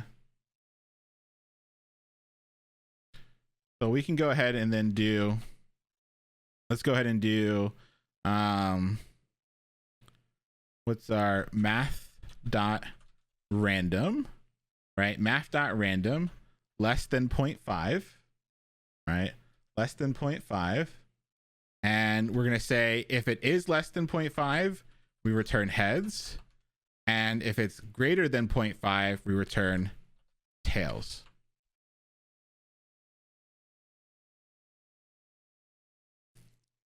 Let's see if this works. Let's see if this works. Let's see if we still get a result. Let's come back. Let's refresh. Boom, boom. All right, still working. We got the tails. All right, so let's talk about this. So for me, this is all in one line, which is beautiful. We got not tails again. It's rigged. So that's the thing. This is the beauty. This is high stakes. This would be like, I feel like we need to do this. I feel like we need to do a day where we just risk channel points. This won't work out in my favor because we'll hit the OnlyFans, where we risk channel points, but the code could be right or wrong. So not only are you like, you're trying to like risk your points, but like the code might be wrong and it might favor someone else. Dab, I think we need to do this, Dab. I think me and you need to do like a game show where we write out code and we're either like with chat or against chat. We're like, we're throwing in bugs or not throwing in bugs, and we risk our channel points. I think that'd be really fun. Let's keep that. Let's see if we can make that happen. All right. So what's going on here is we set up an arrow function, and there's two key things about the arrow function. A lot of folks are saying, what about parentheses? Well, you only really need parentheses if you know you're going to have multiple parameters. So you really need the parentheses when you're doing multiple parameters like X and I or something like that, right? Right? X and I, right? That's what we could do there, right? We could do X or I, right? We could do just empty parentheses. That's pretty common, right? That's pretty common, right? That's pretty common. But it was all a bamboozle, because you can also do like, I just do this underscore, right? I do this underscore just to say like, hey, I'm not passing in anything, right?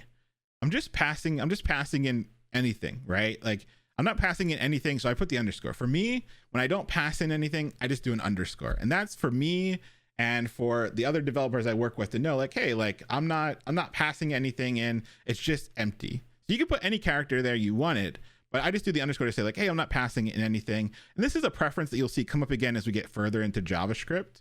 And then just the arrow. And then there's something wrong with this code. This code ran. It gave us a result, but there's something wrong.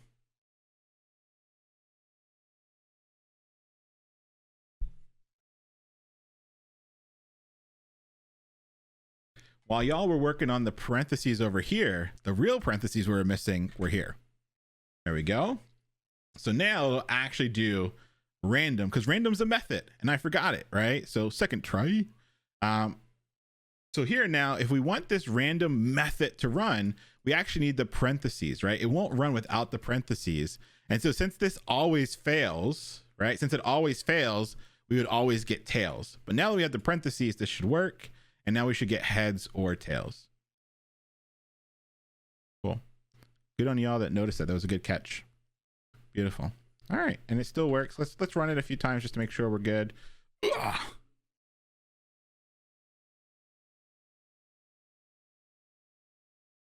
Heads. Great. So now we see that it's working. Beautiful. Ah, yes. OCC also brought up the implicit return.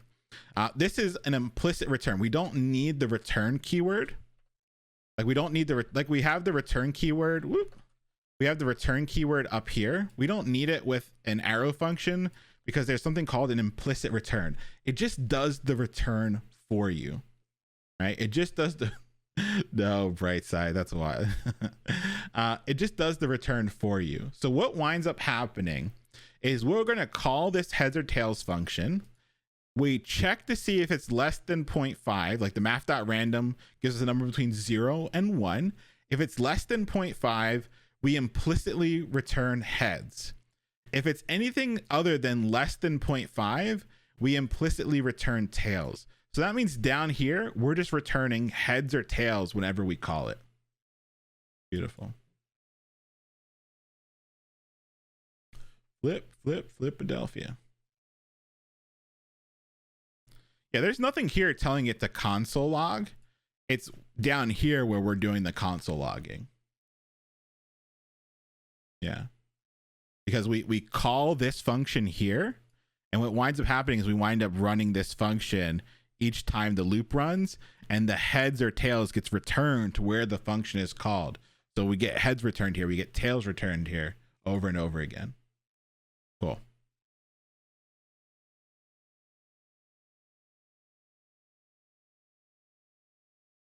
Cool. Alrighty. This is one of those ones to come back with, play around with it, get into the muck with it. You'll kind of see these ternaries pop up here and there. But if you're like, yo, I want to get better at this stuff here, there's one thing you can do that'll help you get better at like understanding and writing this kind of code. I didn't know how to write this code until I started doing something very specific. Yeah, that's Code Wars. Exactly. I saw this pattern. I first saw this pattern probably on Code Wars, right? I probably saw this on Code Wars. I incorporated, this is definitely my Anki. Like this whole line is in my Anki. I incorporated it into my Anki, and now I can recall it with pretty good precision pretty quickly. Yeah. Can I explain it in a pseudocode kind of way? Well, it's just that we have a function. We have a math.random which returns a 0 between 0 and 1. And so if whatever value comes here is less than 0.5, that winds up being a true statement. And whenever you have a true statement on the left-hand side of a ternary, you automatically grab the heads. It's the, sorry, you grab the left-hand side. So you would grab heads in this case. If for whatever reason this evaluates to false, you would grab what's on the right-hand side of the colon. It's the same thing as the conditional here. Don't let the ternary scare you. This is the exact same thing as having an if and an else. This is the if is true, and this is the else if it wasn't. That's all.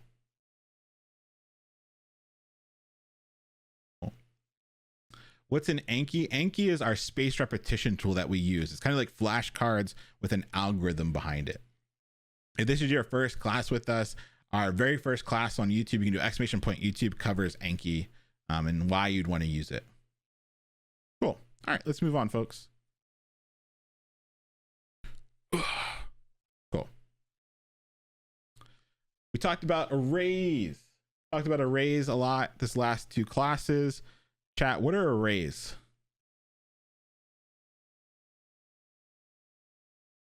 I still don't get the underscore. It's just a parameter. Instead of doing like X or I, because I'm not going to use it, I just do underscore. And that just lets me know, hey, this is like empty. I'm not going to use this at all. We could have put an X there. We could have put an I there. It could have been any other. We could have just put empty parentheses. But since I don't actually need a parameter there, I do the underscore. Yeah, arrays are toasters, exactly. And when we say a toaster, what we really mean is an element that can store other elements, right? A data structure that can hold other things. And so we like to think of Bill Gates' toaster, where it can hold a bunch of stuff, and every single time it needs to add something new, it gets a new slot and a new slot and a new slot. Some tricky things with arrays is that they start their counting or index with what?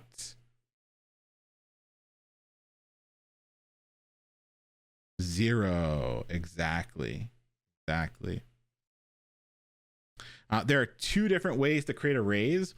There's this constructor way, which we'll actually start using probably on Thursday or Tuesday, because we'll understand how to use constructors when it comes to objects.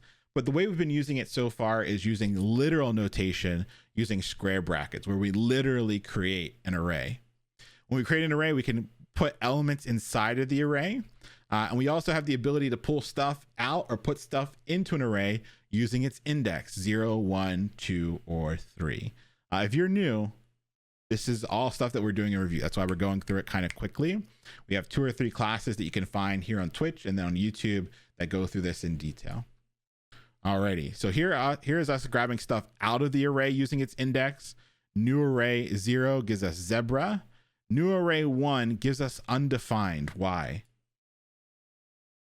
Agent Hanzo, hey, thank you for the hydration. Cheers to you. It's empty, exactly. There's nothing in this space, right? There's nothing in this space. So we get undefined. And then we grab the element and the second index. So 0, 1, 2. So we get true.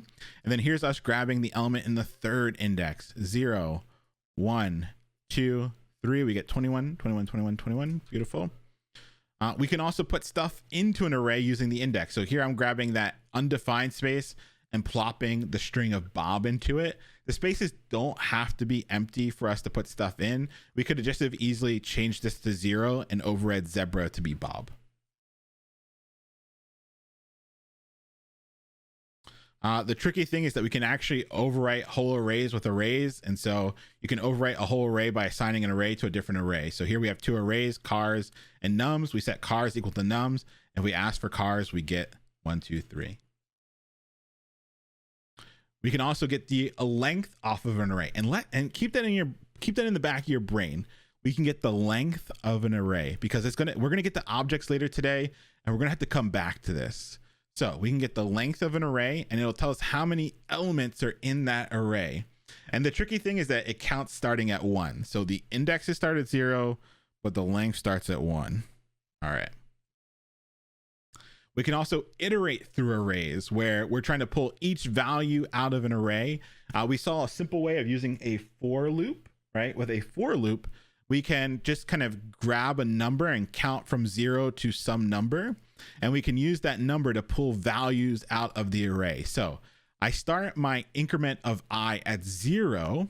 And that's because the very first time I want this to run, right? The very first time I want this to run, ooh, that's such a good question. Muhammad asked a super good question. Why does length not have parentheses at the end? Oh, hold on. Just hold. That's such a beautiful question. We're going to get there today. I will answer that question by the end of today. What a good question. All right. We start our count at 0. Chat's blowing it up. But yes, we're starting our count at 0 so we can use the index. Best colors 0 would give us green. Then 1 would give us blue. 2 would give us yellow. 3 would give us black. We can also use methods that are built in with arrays to help us, right? To help us loop through our content. So for each is a goblin that runs, and each time it runs, it grabs the element, its index, and the actual array that it comes from and passes it in to this function. What kind of function is this? What do we call this? What kind of function is this?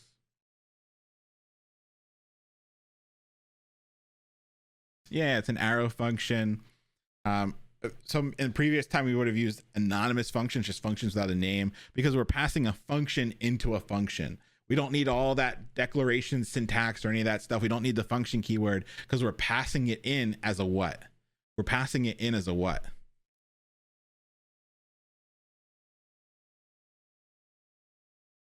As an argument, exactly. Yep, we're passing it as an argument. Beautiful. All right. We also saw some wonderful methods that came with arrays other than for each. We saw shift, pop, unshift. We saw all these wonderful methods. Let's run through them again. So here we have an array. Best rappers 2020 on that list. We have 6ix9ine, Polo G, and 6ix9ine. Pretty quickly, we shift off 6ix9ine. And so what it does is it takes the beginning of the array and pulls it off. If you were to just do shift, you could grab that first value off and it would poof, evaporate into the ether. But we've actually stored it in a variable called removed. And so right now, 6ix9ine is pulled off and it's stored in the variable removed. However, if we ask for best rappers 2020, we can see that the array has changed. It no longer has that first 6ix9ine. It's just Polo G and 6ix9ine on the right hand side, right? So we shift. Shift takes the first thing off of an array and pulls it off. Next, we learned how to pop. So when we pop, we take the value that's at the end of the array and we take that off. So shift is off the front, pop is off the end.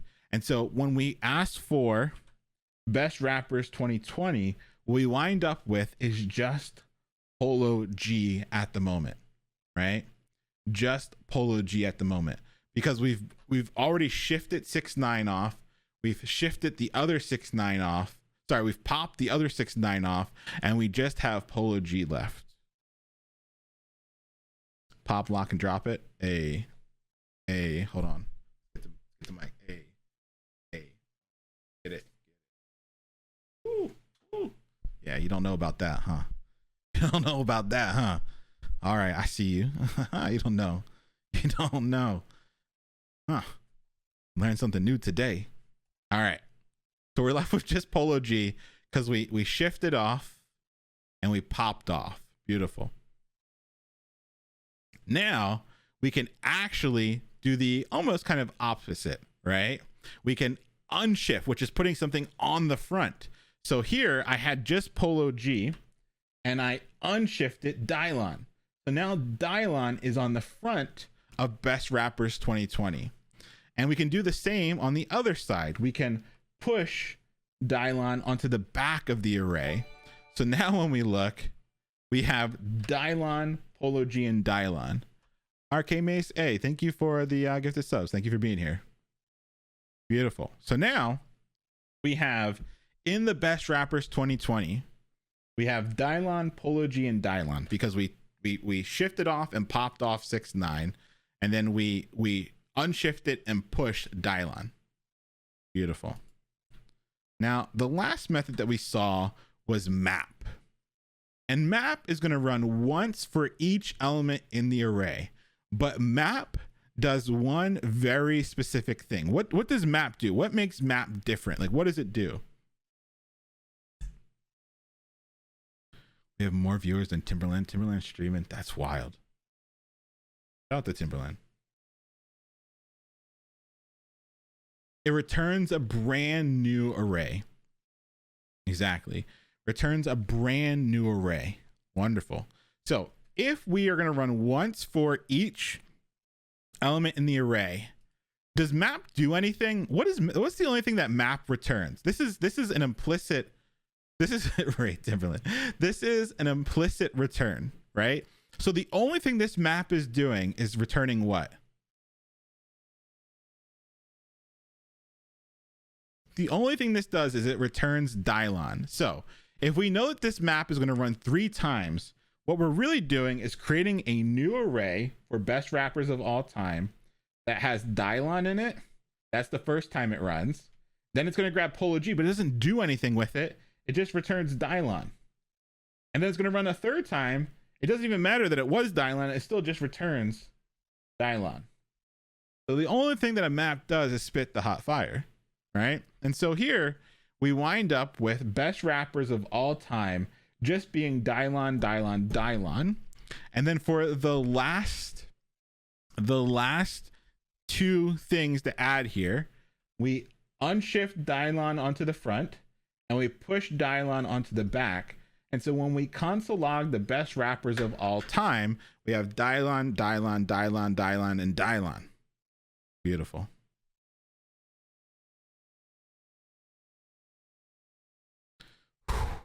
Alrighty, folks.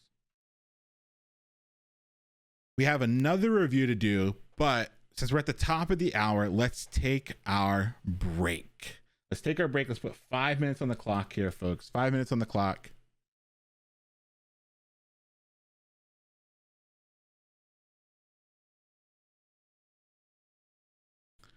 We're new around here. We like to be healthy. We like to take our break. Pulling air, added 2 minutes to the timer. Let's go ahead and this is now a 7-minute break timer. Beautiful.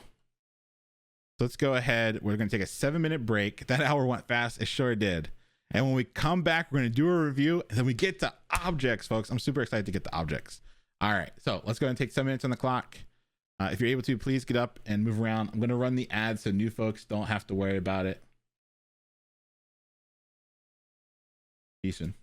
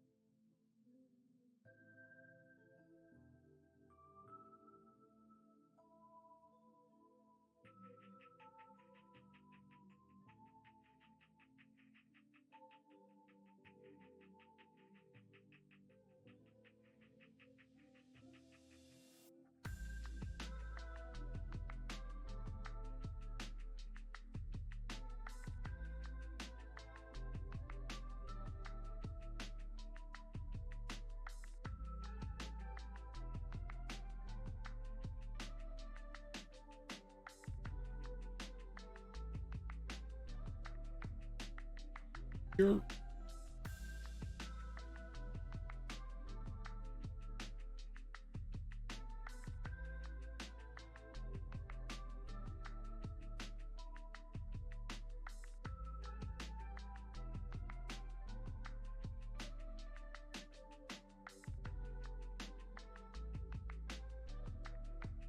ready.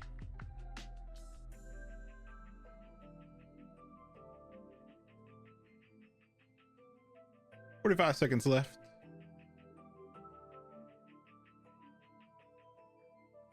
Do you know the total salary of the 100 devs who got jobs? We're over 4 million. I gotta add some new folks, but we're over 4 million.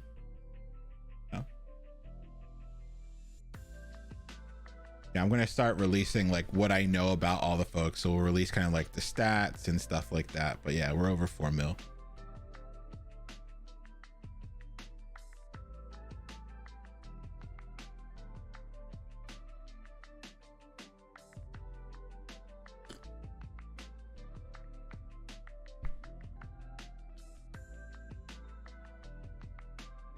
Alrighty, folks, come on back. Come on back.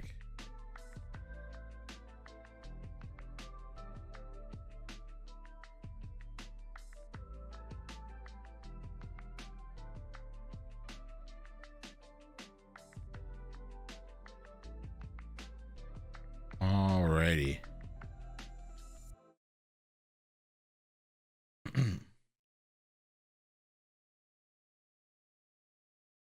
Alrighty, folks, come on back. Come on back. Let's go ahead and take a look at this review, and then we're going to jump into objects. So it's the Alien Rangers review.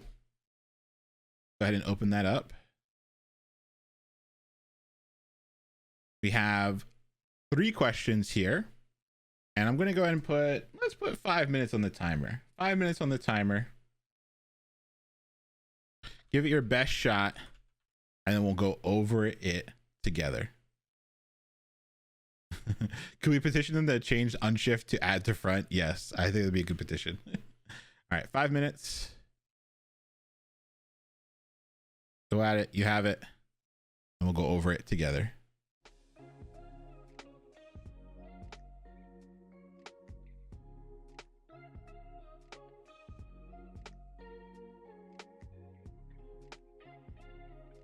You got this, folks. Dig in.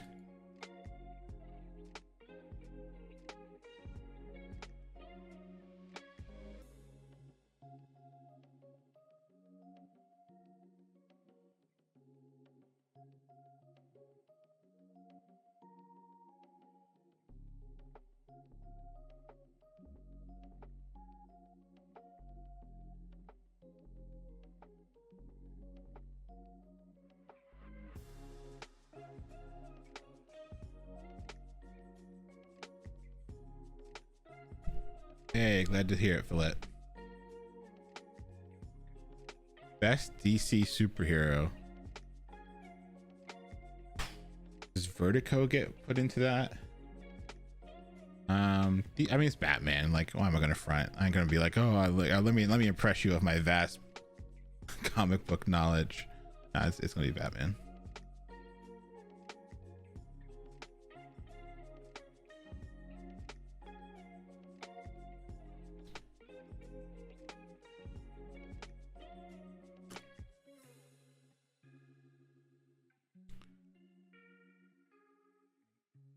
Alrighty, folks. 3 minutes, 30 seconds. You got this. Dig deep.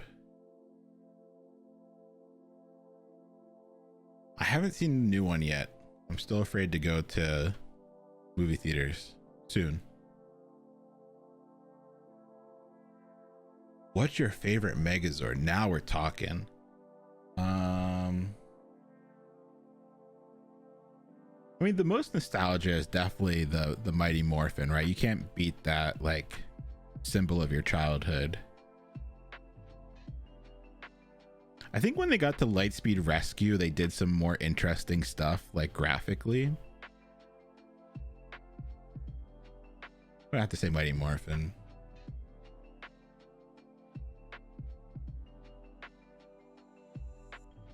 Ninja Storm was pretty cool, yeah.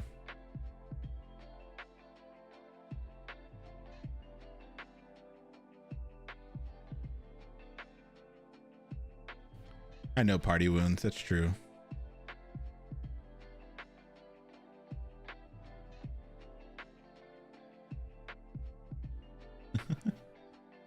Two minutes.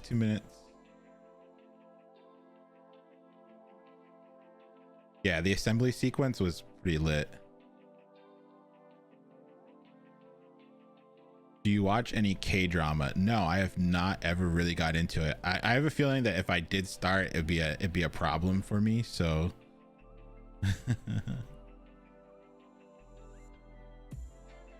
how do you all remember this from your childhood? I watched Power Rangers, but I don't remember this stuff because I watch it as an adult. I love Power Rangers. I kind of like stopped, like anything like after Dino Thunder is like too much for me, but anything like pre Dino Thunder I've probably watched all the way through, like as an adult.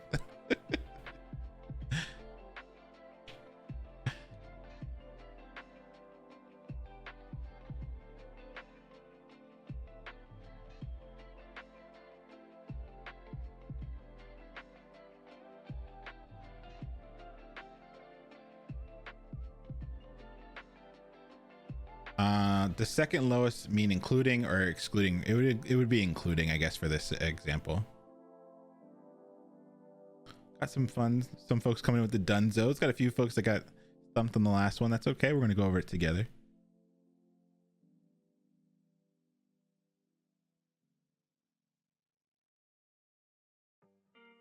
Alrighty. 30 seconds left. Got some Dunzos rolling in. I always wanted that Green Dagger toy. I've been I I don't know why I'm telling people this. I've been 3D printing different swords, and that's on my list. I just did some test prints earlier to get a collapsible lightsaber. But yeah, I'm doing a bunch of different like toy swords. Because I print like, I like to print a lot of like, I guess it would be like toy stuff, but it's been fun. I have my Bulbasaur right here. I print it, which I really liked. Yeah, that came out clean. Looks pretty good.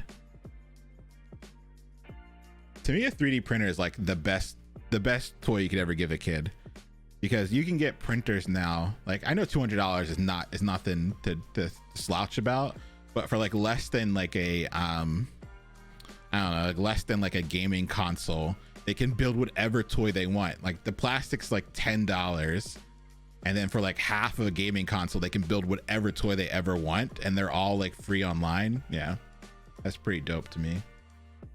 All right, folks, come on back. Let's go over this together.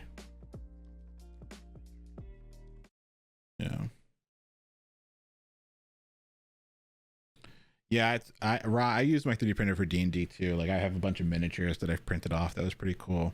There was a Humble Bundle that had a lot of like really good miniatures in it, and I've been using those. First one done. Hey, Caleb, that's awesome. Congrats. All right, let's come on back. Let's go through it. What printer to use? I have an Ender 3 V2. I have the BL Touch mod on it, a new hot end, some other like fancy stuff, glass plate, but not too many mods. I'm putting Octoprint on it today. Well, hopefully this week. Yeah. Anyone else mute Leon during the timers? Yes, I hope you do. Some folks like the complete silence, some don't. So I like to just keep talking because I think some folks just prefer that in the background, but always feel free to mute me. That's why I leave the timer up, right? The timer I leave up. So if you don't want to hear me blab on, you can just mute me and then see the timer go off and come on back. Alrighty. Create an array of TV shows, loop through, and print each show to the console. So let's go ahead, and we're just going to start off by putting our, we'll just use the same shows we did last time. Let's do Power Rangers. So let Power Rangers equal, and then we're going to go ahead and do Mighty Morphin. Here's my thing about Power Rangers though. They had the new Power Rangers movie, but they didn't do it right. The way you do a modern Power Rangers movie is thus. You know Cloverfield, right? Cloverfield is like dark and they're like on a roof. It's a bunch of like teenagers hanging out, right? And then like something starts to attack. You don't know what's attacking, but it's just like these like cool kids hanging out. It's really dark, it's gritty. If you had gone to Cloverfield having no idea what it was, and they're just like these older teenagers hanging out on a roof, someone starts attacking and they all just go, it's morphin time, you would have lost your absolute, like, you would have lost your mind, right? Like you just would have been, it would have blown your mind. That's how you do a new Power Rangers movie. You don't tell anyone it's a Power Rangers movie. You just let some shit go down, and then right as it's about to get really bad, you just see them go morphin time, and then like everyone like, if I see, that's the shit I would, if I was a billionaire, that's the shit I would do. No build up, no hype. You're going there for something completely different, and then your mind's just blown that it's a Power Rangers movie. That's how you do it. All right, Mighty Morphin. We'll say Alien Rangers. Oop, I spell it right. Alien Rangers, and then we'll say Neo. Beautiful. Now we have our TV shows. Loop through and print each one to the console. So what type of loops could we use here? What kind of loops could we use here? We can use a for loop, just like a generic for loop. We can use a for each. Let's use a for each because we want to get some practice in. Let's go ahead and do Power Rangers, and we'll do for each, and then we're going to take in each value. So we'll just say show, and we will, we're going to print each one to the console. So we'll just console log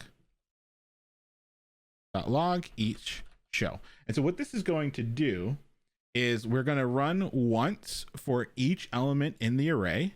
We have 1, 2, 3 elements in the array. So this for each will run 3 times. Each time it's going to run, it's going to be the goblin. It's going to run and grab Mighty Morphin and then plug it into show. Then it's going to grab Alien Rangers and plug it into show. And then it's going to grab Neo and plug it into show. I'm saying Neo instead of Zeo. Is it Zeo or yeah? I keep saying Neo. I don't know why I keep saying Neo. It's Zeo. Could you imagine? All right. And so what winds up happening is that Mighty Morphin gets console logged, then Alien Rangers gets console logged, and then Zeo gets console logged. Right? Beautiful. I did just watch the Matrix. Yeah, that's why. Alrighty. Let's save this and let's make sure this John actually runs. Good. Let's open this in the browser. Oh, look at that. That's so fire. This is why Alien Rangers is the best. Look at this. I'd wear that right now. Yo, get me this black fit. It's over. Kanye might have changed his life, but I'm still an old school Gemini. Look at that. Oh, fire. All right. Let's refresh. Oh, we don't actually have anything printing to the console. Let's go back and take a look.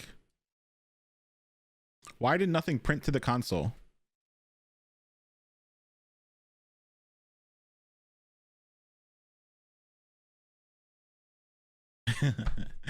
Bark said save, my guy. Exactly. Let's go ahead and save. We didn't save, so now we can come back and refresh. Second try. We got Mighty Morphin, we got Alien Rangers, and we got Zeo.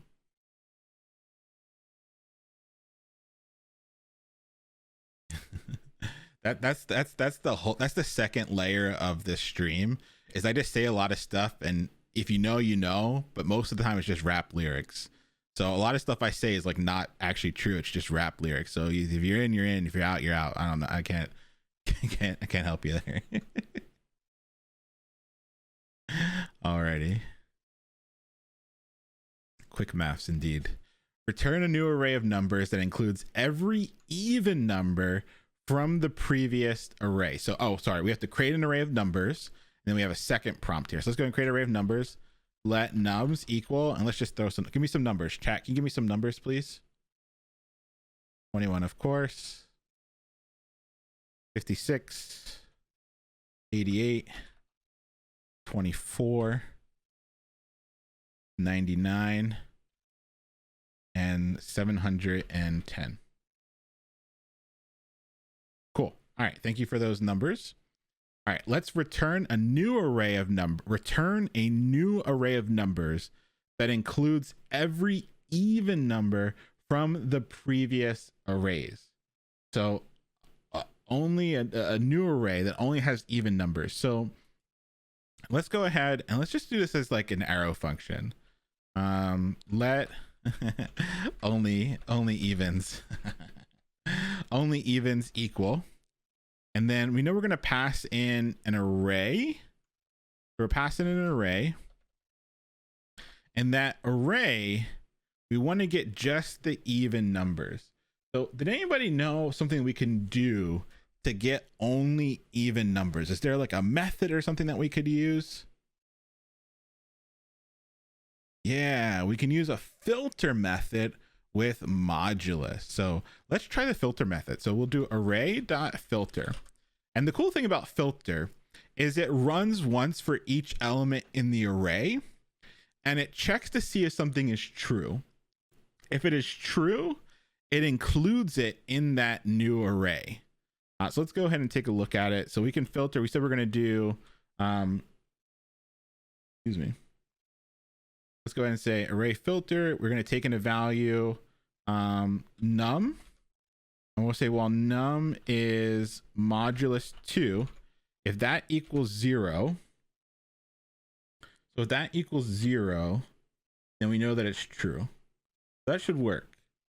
Like if the number modulus 2. All right, let's see where I'm at with this one real quick. Let's console log. Don't worry, I'm going to come back to it. Let me see where I'm at. Console.log only evens, and let's pass in nums. All right, let's see where we're at. Let me add some spacing here so people can see what we're doing. Let's save this. All right, and let's refresh. Cool. So we have an array that got console logged that has 56, 88, 24, and 710 in it. First try.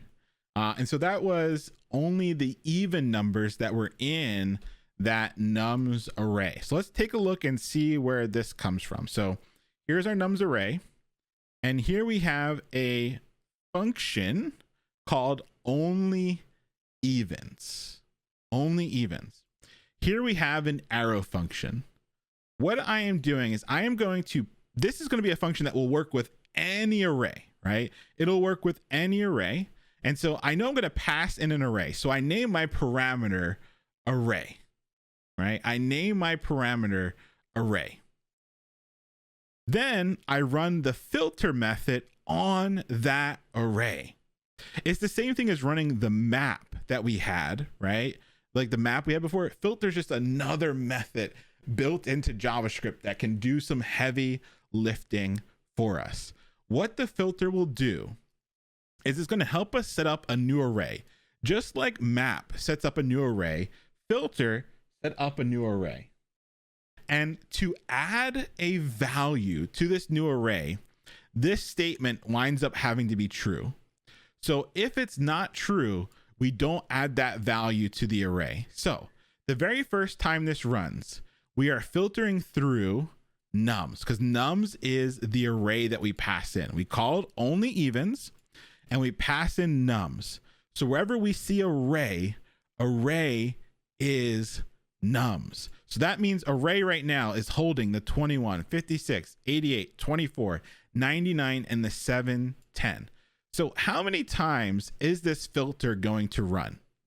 How many times is this filter going to run? Just like map would run multiple times, how many times is the filter going to run? Yes, the filter is going to run 6 times. There are 6 numbers in the array, right? There are six elements in the array. So this filter is going to run 6 times. Now, the very first time it runs, what is n the very first time?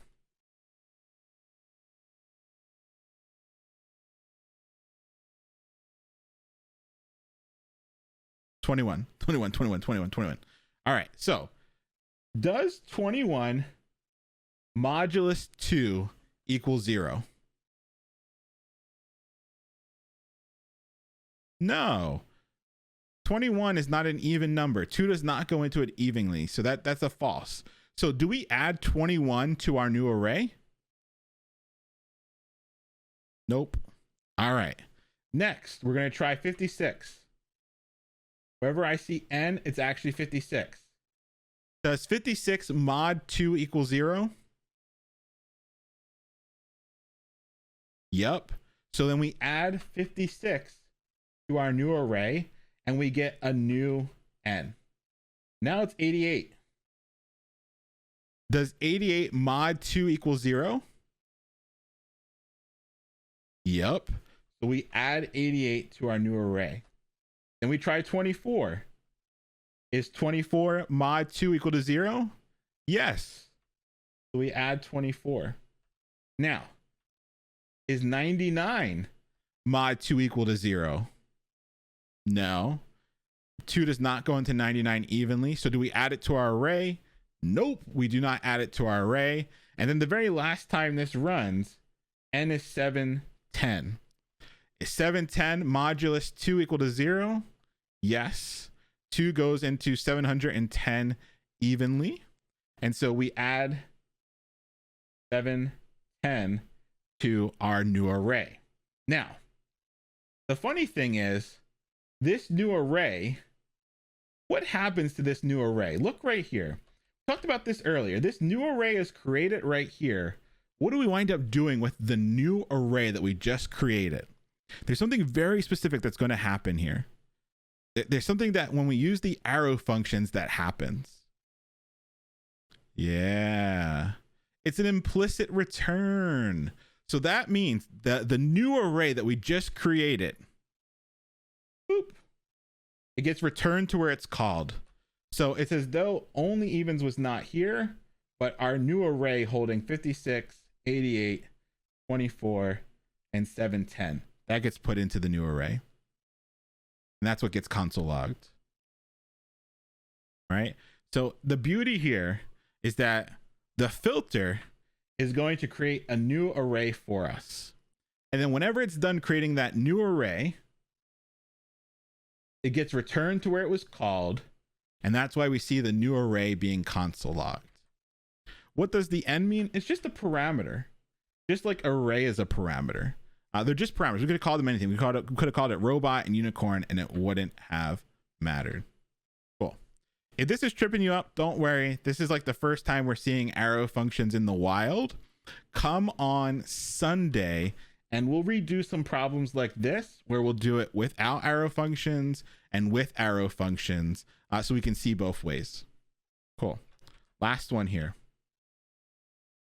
Create a function that takes in an array of numbers, right?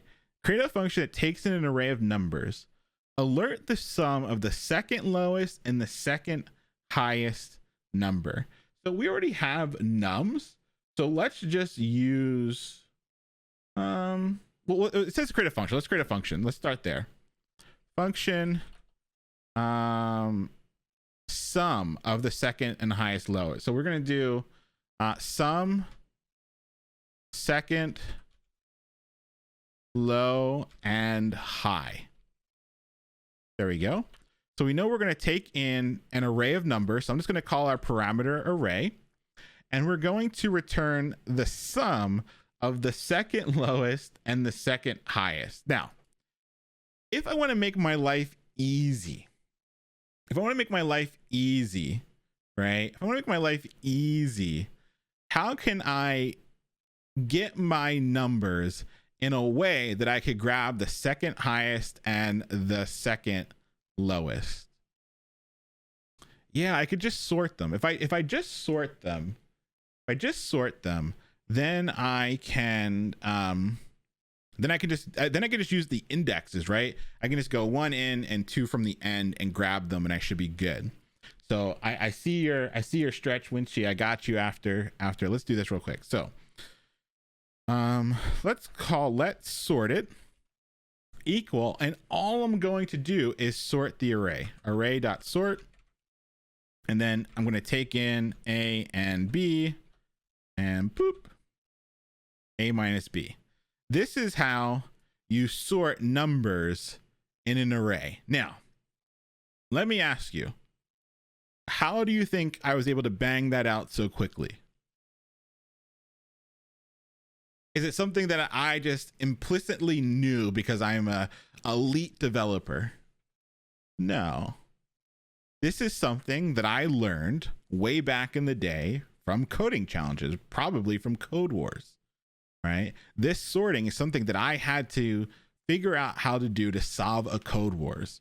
And then once I learned it for the Code Wars, I added it to my Anki deck, and this pops up once every, I don't know, year or so, because I've seen it so many times, right? But it's not something that I would know just because like I know how to code. It's something that I researched to solve a Code Wars. I said, hey, this sorting thing is probably really, really beneficial. I added it to my Anki deck, and I review it constantly. So when I do see this problem come up again, this pattern comes up where I have to get numbers in a certain order, boom, sort it and call it a day. So hint, add these things to your Anki deck. We've showed a lot of stuff today that should definitely be in your Anki. We saw a filter for really the first time. We saw a for each again. We're seeing a sort. These are things that you need to come back to. You need to spend some time with these outside of class to see how they work, to see how like you break them down.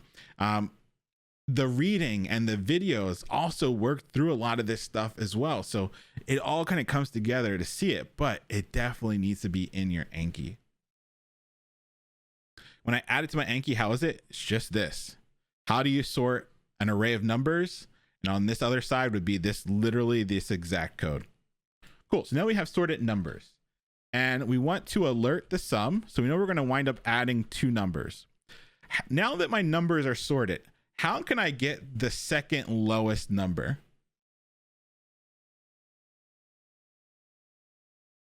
What's happening with the A and B? It really doesn't matter. This is just how you sort from low to high in JavaScript. You can reverse the B and A and go from high to low. That's kind of what's happening. It's just the specific way that we're sorting. Once we get to our data structures and algorithms at the end of the cohort, we'll really break down what's happening inside this sort function to need the A and B. But at this point, you really don't need to know what's happening inside the sort function because we're not trying to write super efficient code yet. But when we get to our data structures and algorithms in the course, we'll break that down. Cool. Our numbers are sorted, right? There's a lot of weird things that we could do. I'm seeing some folks pop. Some folks are saying pop the min and max, and then you're left with like easier numbers. I'm seeing some splicing and some slicing and stuff like that. But we know that the lowest number would be array what? What index would be the lowest number? Yeah, array 0 would be the lowest number. So the highest number. The highest number has to be, sorry, the second lowest. If the lowest number is index 0, the second lowest would be what? 1, exactly. So we know the second lowest would be 1 because the lowest is 0. And we're going to add that to the second highest. So we've seen this before where we do array, and we do array.length minus what would give us the highest number, right? What would give us, sorry, yes, it's sorted, not array. Good call. It's sorted. Sorted is our sorted array. Whoops. Good eye. Thank you for that. Beautiful. Because we're dealing with our sorted array, right? So not our original array. So if we wanted to get the highest number, it'd be -1, but we want the second highest, so it'll be -2, right? And then let's go ahead and call this function and pass in some numbers. So we're going to sum second, low, and high. And let's pass in some numbers. Let's pass in, let's just do, let's do 1, 2, 3, 4, and 5, but let's mix them. 2, 3, 4, 1, Let's do 1, 5, 4. There we go. So we have 1, 2, 3, 4, and 5 all mixed up. And so if we want the second highest and lowest, we should see 2 and 4 be added together for 6. So if this works, we should have 6. So let's save this. Let's go back. I should have my sword printed already. This would have been fire. Had that sword up there. Oh, that would have been legit. All right. Anyway, let's refresh. And we can see the 6 gets alerted, right? So it worked. The 2 and the 4 got added together. We got the 6 alerted. Beautiful. All right. So we saw some sorting. We used the knowledge of our indexes to grab the second lowest and the second highest. We added them together and then we alerted them. Beautiful. Thank you, Enlightened. That's beautiful to hear. Brooke, that's awesome to hear. Cool. All right. Now, I owe a stretch. So let me do my stretch. You know, if you want that good content, you got to start YOLOing some more channel points to get the OF. 1 second.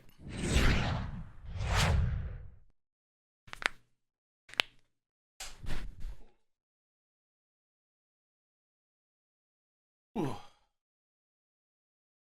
Ooh.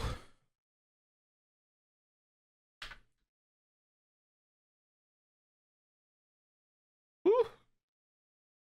Oh yeah. Alrighty, folks. We got through some review. If you want to see more, if you want to see more of these types of practices where we're using more methods, we're using arrow functions, we're starting to like do things in slightly different ways, and you want to see me review it with regular functions and then try it with the arrow functions, come Sunday. Sunday, we're going to do some questions like always, but we're going to spend a lot of time with methods. So if you want to come back and see these methods, you want to see more arrow functions, let's do that review on Sunday together. Hippie Sue, hey, thank you for the 5 gifted subs. Thank you for being here. Alrighty. Let's get to the goods today, folks. The goods are objects. So objects are really the last puzzle piece that we need to kind of start building some really dope stuff. Once we understand objects, your mind, you become enlightened in terms of JavaScript. There's going to be, we're going to set some things up today, and then I am literally going to blow your mind on Thursday. Like, your mind will be obliterated on Thursday in the best way possible. So we're going to touch on objects right now, get the juices flowing, and then come Thursday, just mind explosion. So let's get into it. The wonderful thing about JavaScript is that every single thing is a what?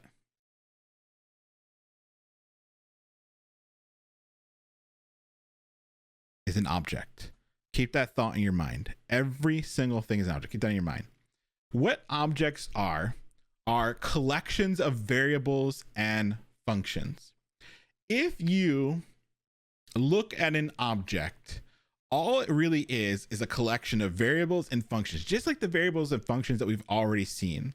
And these variables and functions, they represent the attributes and the behavior of that object. Now, when we're talking about objects, we call the attributes properties, and we call those functions, we call those methods. So the variables we call properties, and the functions we call methods.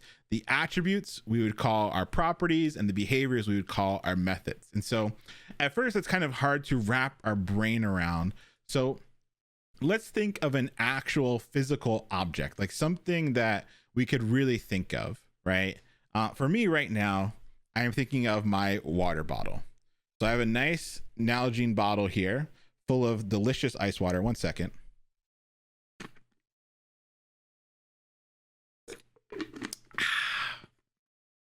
Now, this water bottle has some attributes and behaviors. It has some properties and some methods. What is an attribute of this water bottle? It has a lid color of black. It has a full property of 50%. Well, 60%. It has a shape property of cylinder. It has a brand of Nalgene, right? So we can think of all these different physical attributes that describe this water bottle, right? Not only its shape and color, but also kind of like how full it is, like all the different things we could use to describe the attributes of this water bottle. Now, what are some of the behaviors of this water bottle? What's something that it can do? It can open, right? Make you pee. It can open and close, open and close. So there are attributes that describe this water bottle, but there are also behaviors that describe this water bottle, like opening and closing. Beautiful. Let's continue this train of thought with an object that we can all think about. And let's think about a stopwatch. What are some attributes of this stopwatch? This is a physical object that has some attributes. What are some attributes of this stopwatch? Now, don't throw out the value. A lot of folks are throwing out the value. This has a color attribute that has a value of black. We wouldn't say the attribute is black. We would say that the color attribute is black. How about the shape attribute? The shape attribute is round. The brand attribute is AccuSplit. The model attribute is Pro Survivor. The minutes attribute is set to 3. The seconds attribute is set to 59. Hey, thank you for the hype train, everybody. The milliseconds property or attribute is set to 45. So we can think about a physical stopwatch and think through all these attributes of this object. Yeah, its shape, its brand, its color, all these different things that make up the physical attributes of this object. But a stopwatch also has some behaviors. What are some behaviors of this stopwatch?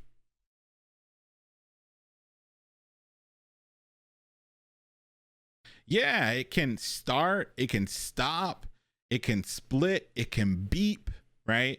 So there are a lot of behaviors that this stopwatch has. And so when we think about physical objects, we can think about their attributes and we can think about their behaviors. And when we think about these objects, it's the same thing when it gets to code. Our objects in JavaScript are going to have some attributes and they're going to have some behaviors. When it comes to JavaScript objects, we call those attributes properties and we call those behaviors methods. And underneath the hood, our properties are really just variables. Color equals this, shape equals this. And our methods are really just functions, sets of instructions. So when you think of objects in terms of JavaScript, just think of regular old objects in regular meat space. They have properties and they have methods. You might have called them attributes and behaviors, but it's the same thing. When we look at the stopwatch, we can do the same exercise again, and we can say the color property is black, the brand property is AccuSplit, the minutes property is 3, the seconds property is 59, right? And we can say that the actual methods that this stopwatch object has is start, stop, split, beep, all these wonderful things. Cool. So here is what that actually looks like. We can create a object using literal notation. Just like we saw literal notation with an array using square brackets, we can literally create an object using curly braces. And so here I have created a stopwatch object using literal notation, which means curly braces. Then right here, I have set up current time, and current time is the first what on this stopwatch. Current time is a what. We talked about objects having two things. So current time is the first what? Yeah, it's the first property, right? It's the first property. The current time property is set to 12. Next, if we look at stopwatch, you can see that we're setting up tell time. And without having to really know too much about our objects, we know that tell time is a what? It's not a property, it's something else. Yeah, it's a method. How do we know that tell time is a method? What's the dead giveaway that tell time is a method? It snitched on itself. Yeah, it's a function, right? Whenever you have an object and you're setting something about it to a function, dead stop, it's a method, right? As soon as you set tell time equal to a function, you have a method. So right off the bat, we can see that our objects can have properties like current time and methods like tell time. A property is going to be some value, and a tell time is going to be a value that is, our method is always going to be a value that is a function.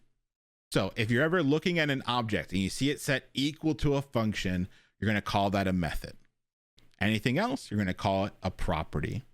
So the cool thing is we can use these properties and methods just like we would use any other variables and functions.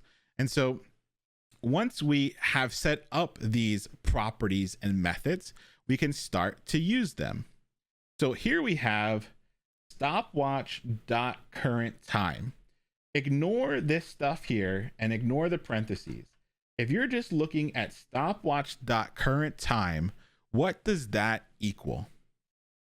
Stopwatch.currentTime equals what? Yeah, it equals 12.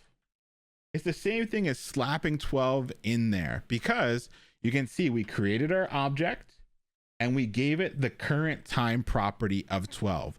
We can always ask for that property back from the stopwatch object by using this notation. Anybody know what kind of notation this is called? Has a very specific name. What type of notation is that? Did you get it from the reading? Yeah, it's called dot notation. We can use dot notation to add a property or add a method, but we can also use dot notation to consume. We can get the current time, right? So right here, we know that stopwatch.currentTime is the same thing as grabbing 12. So wherever I see stopwatch.currentTime, it's the same thing as 12. Now, if we ignore this for a second and we look at tell time, how could we tell that tell time was a method even if we couldn't see it up here? In this instance, how could I tell that tell time was a method even if I didn't see the function above? Yeah, exactly. Tell time has the parentheses, right? So if we were to write this out, stopwatch.tell time, just the parentheses open and close, you can see that it has the parentheses. Whenever you see those parentheses, what is that? What is it? What are we trying to do? What are we trying to do?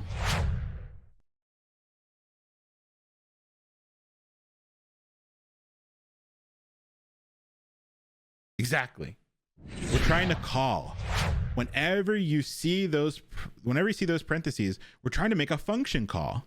And so if we're making a function call and it's tied to something else, right? It's tied to something else, right? If we're trying to make a function call and it's tied to stopwatch, right? It's no longer just a function, it's a what?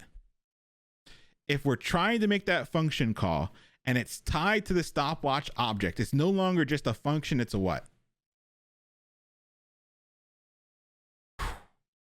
It's a method. Exactly. When our functions are tied to objects, we call them methods.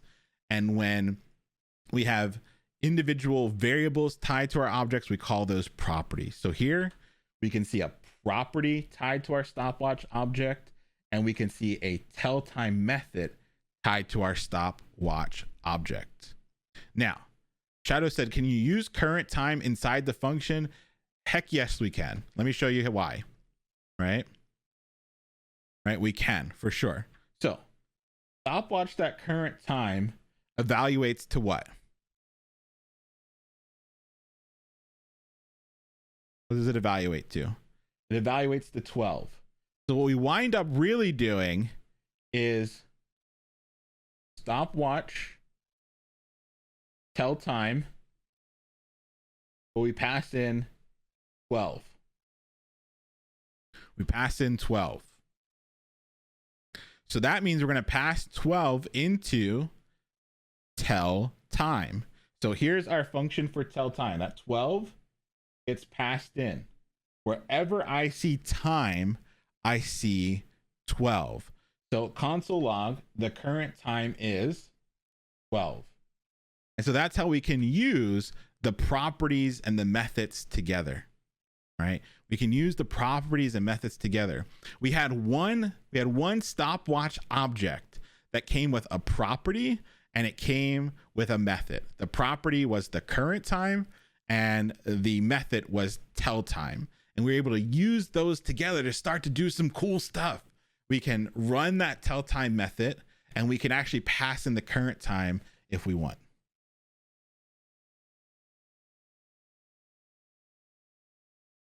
So objects are like customized methods. Well, you can think of objects having their own functions, which can be customized, and those are methods. All right, let's go ahead and try writing some code to make this make a little bit more sense. All right, let's try writing some code to make this make a little bit more sense. Let's look at the objects Zio. So if we go to objects here, we have Zio. And in this object Zio, I want you to create a stopwatch object that has 4 properties and 3 methods, right? Create a stopwatch object that has 4 properties and 3 methods. I'm only going to give you 3 minutes. 3 minutes to try and bang this out. Look at the past slide if you need to. So 3 minutes, then we're going to go over it together.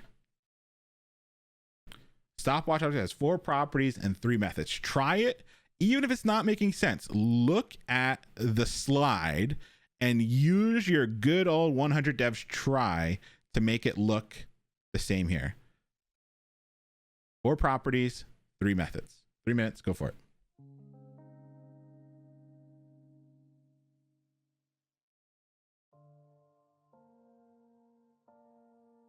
Put the other slide up so folks can see it.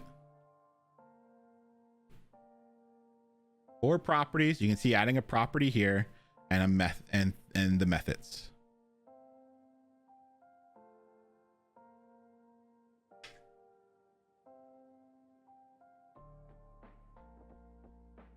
Daddy's home 420A. Thank you for the hydration. Cheers to you.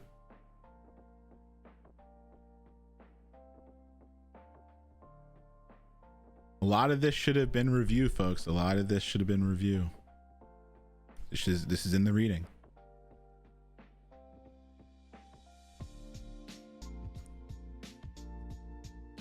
Two minutes.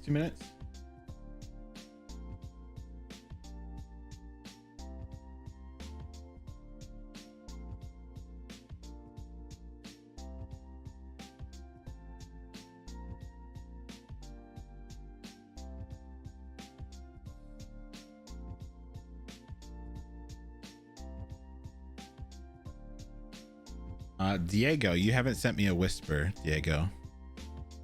So if we don't have your whisper, I'm gonna have to pick the raid.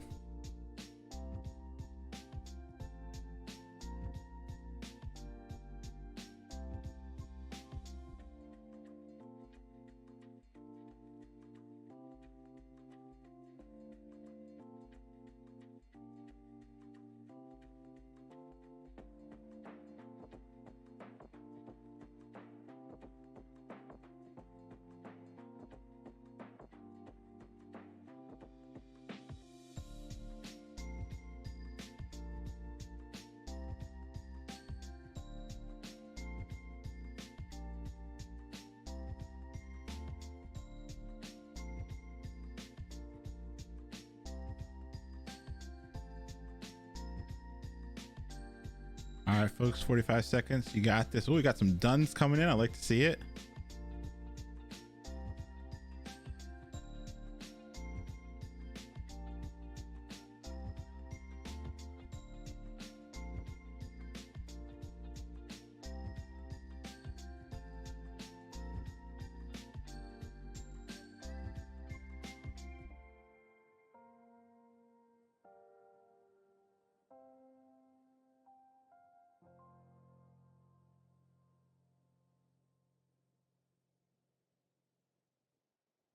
Alrighty. 8 seconds. We're gonna go over it together. We're gonna maybe slightly blow your mind just a little bit before we get to Thursday's class. All right, folks, come back. Let's go over this together. Alrighty.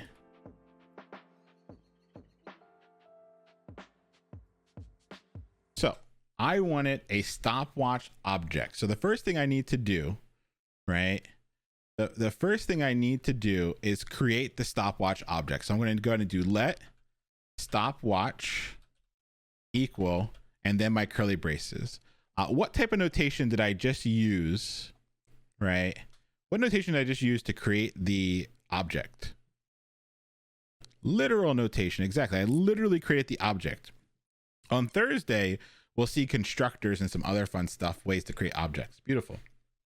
So let's add 4 properties. I'm going to imagine like a Nike stopwatch. So I'm going to go ahead and say stopwatch dot brand equals Nike. Okay. Then stopwatch dot color. Let's keep it the same as the picture. We'll say black. And then actually, I'm going to keep it lowercase so I don't get in trouble there. Stopwatch dot, what are some other properties that you all thought through? What are some other properties that you thought through? Shape, I like shape. Let's say shape equals round. And what else? Size, okay. Stopwatch dot size, and we can set it equal to medium. There we go, medium. We got our shape set to medium, and that's our 4 properties. And so the cool thing is, if we were to open this in the browser, right? If we were to open this in the browser, let's go ahead and open it. Let's go ahead and open it. All right, let's look in the inspector. Go to our console here. Oh, it failed to load the image. It failed to load the image. Why didn't the image work? Anyway, we can ask for this stopwatch, right? Since we're in the console, we can ask for stopwatch. So if we type in stopwatch, you can see that we get back the stopwatch that we just created, right? We get back the stopwatch we just created. We have brand, color, shape, and size on the stopwatch that we created. So we can actually ask for stopwatch dot brand, and it would give us back Nike, right? We could ask for stopwatch dot shape and get back round, because we declared the variable stopwatch and literally created an object, and then we added the properties one by one. We could, if we wanted to, as we create the object, have done brand and then did Nike, right? Then we could have done color and do black. That's a little too much to get started with. So for what I did for now is I just literally declared my object, and then I did them all on individual lines so that I could actually see it. But you could actually do it all. If you did the reading, it could all be done inside of the curly braces if you want it. But this is readable for now, and we'll get to some other ways to do it later. All right, so we have our 4 properties, and then let's go ahead and create the methods. The ones we kind of already said, I think I wanted to use. So let's go ahead and do start. And I'm going to set that equal to a what? If I want this to be a method, start has to be equal to what?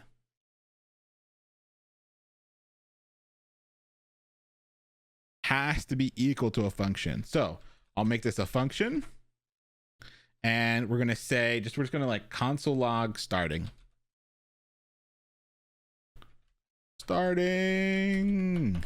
Boom. All right. Console log starting. Wonderful. And then we're going to go ahead and do stop. I'm going to do the same thing. Equals function. And we're just going to console log stopping. Can you do it with an arrow function? You could. Stopping, and then I want one more, which is beep. So, we could say, I like beep. Or let's make it say something instead of beep. Stopwatch dot say brand. There we go. And we'll set that equal to a function. And we'll console log. And what could I pass in here so that it says the brand? What could I do so that it says the brand? We could hard code it. We can just hard code it for right now. We could eventually get to something called like this, but that's a little too advanced for today.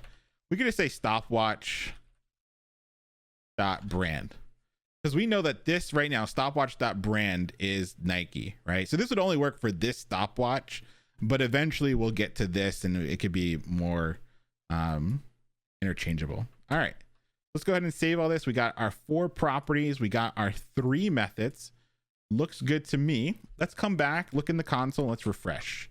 So if we ask for stopwatch, we can see everything that's stored in memory right now for stopwatch.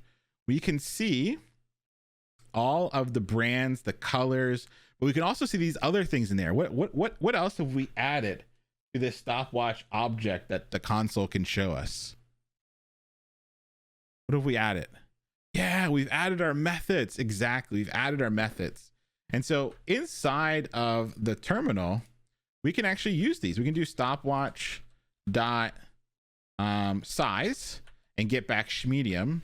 But let's try running some of the methods.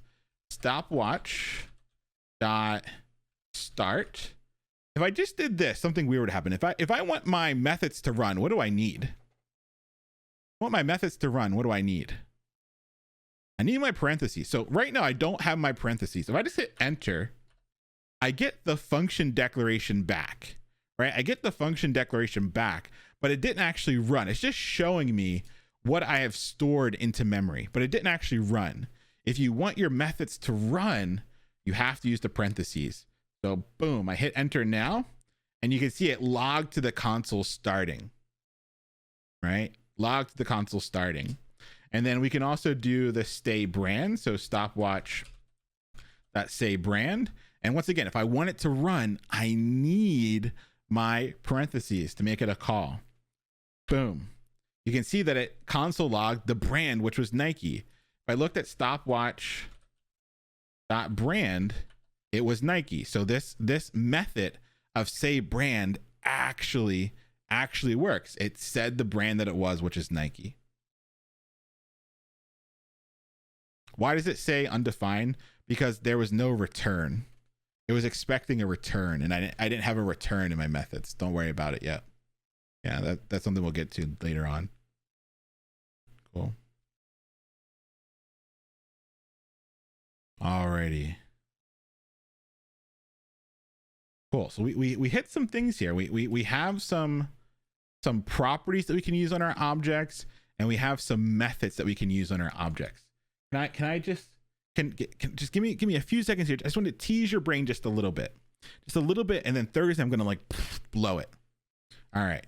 If we look back at some of the stuff we did earlier today, you're like, Leon, no. Look back at some of the stuff we did earlier today. Let's look at this one that we just did recently. Here I grabbed the length of sorted. What does length look like right now? Based on what we just learned tonight about objects, What does length look like? It looks like a property, but you're saying, Leon, sorted is a what though? Sorted is a what?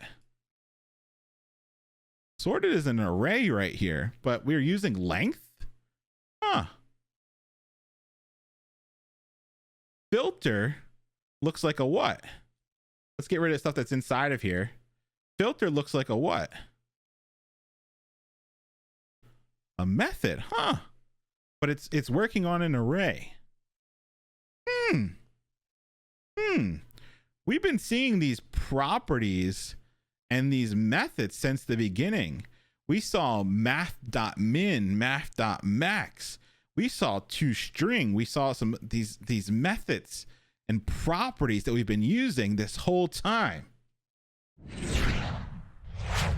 Interesting, I say. Interesting indeed. And that's because every single thing in JavaScript is an object. Doesn't matter if it's an array, a string, a whatever. Anything we've seen so far, it's all been a lie. It's all been objects this whole time. So on Thursday, we'll make that mind-bending idea come to life. We'll see how we can start to really use objects. We're gonna peek underneath the JavaScript hood and see how everything really is objects. Alrighty, folks. A huge thank you to everyone this evening. Hitting 100 jobs was a huge milestone, something I'm super proud of, and I'm super proud of this community every single day. You show up, you put in the work, you help others. Let's keep the positivity going. We're going to go ahead and do a raid.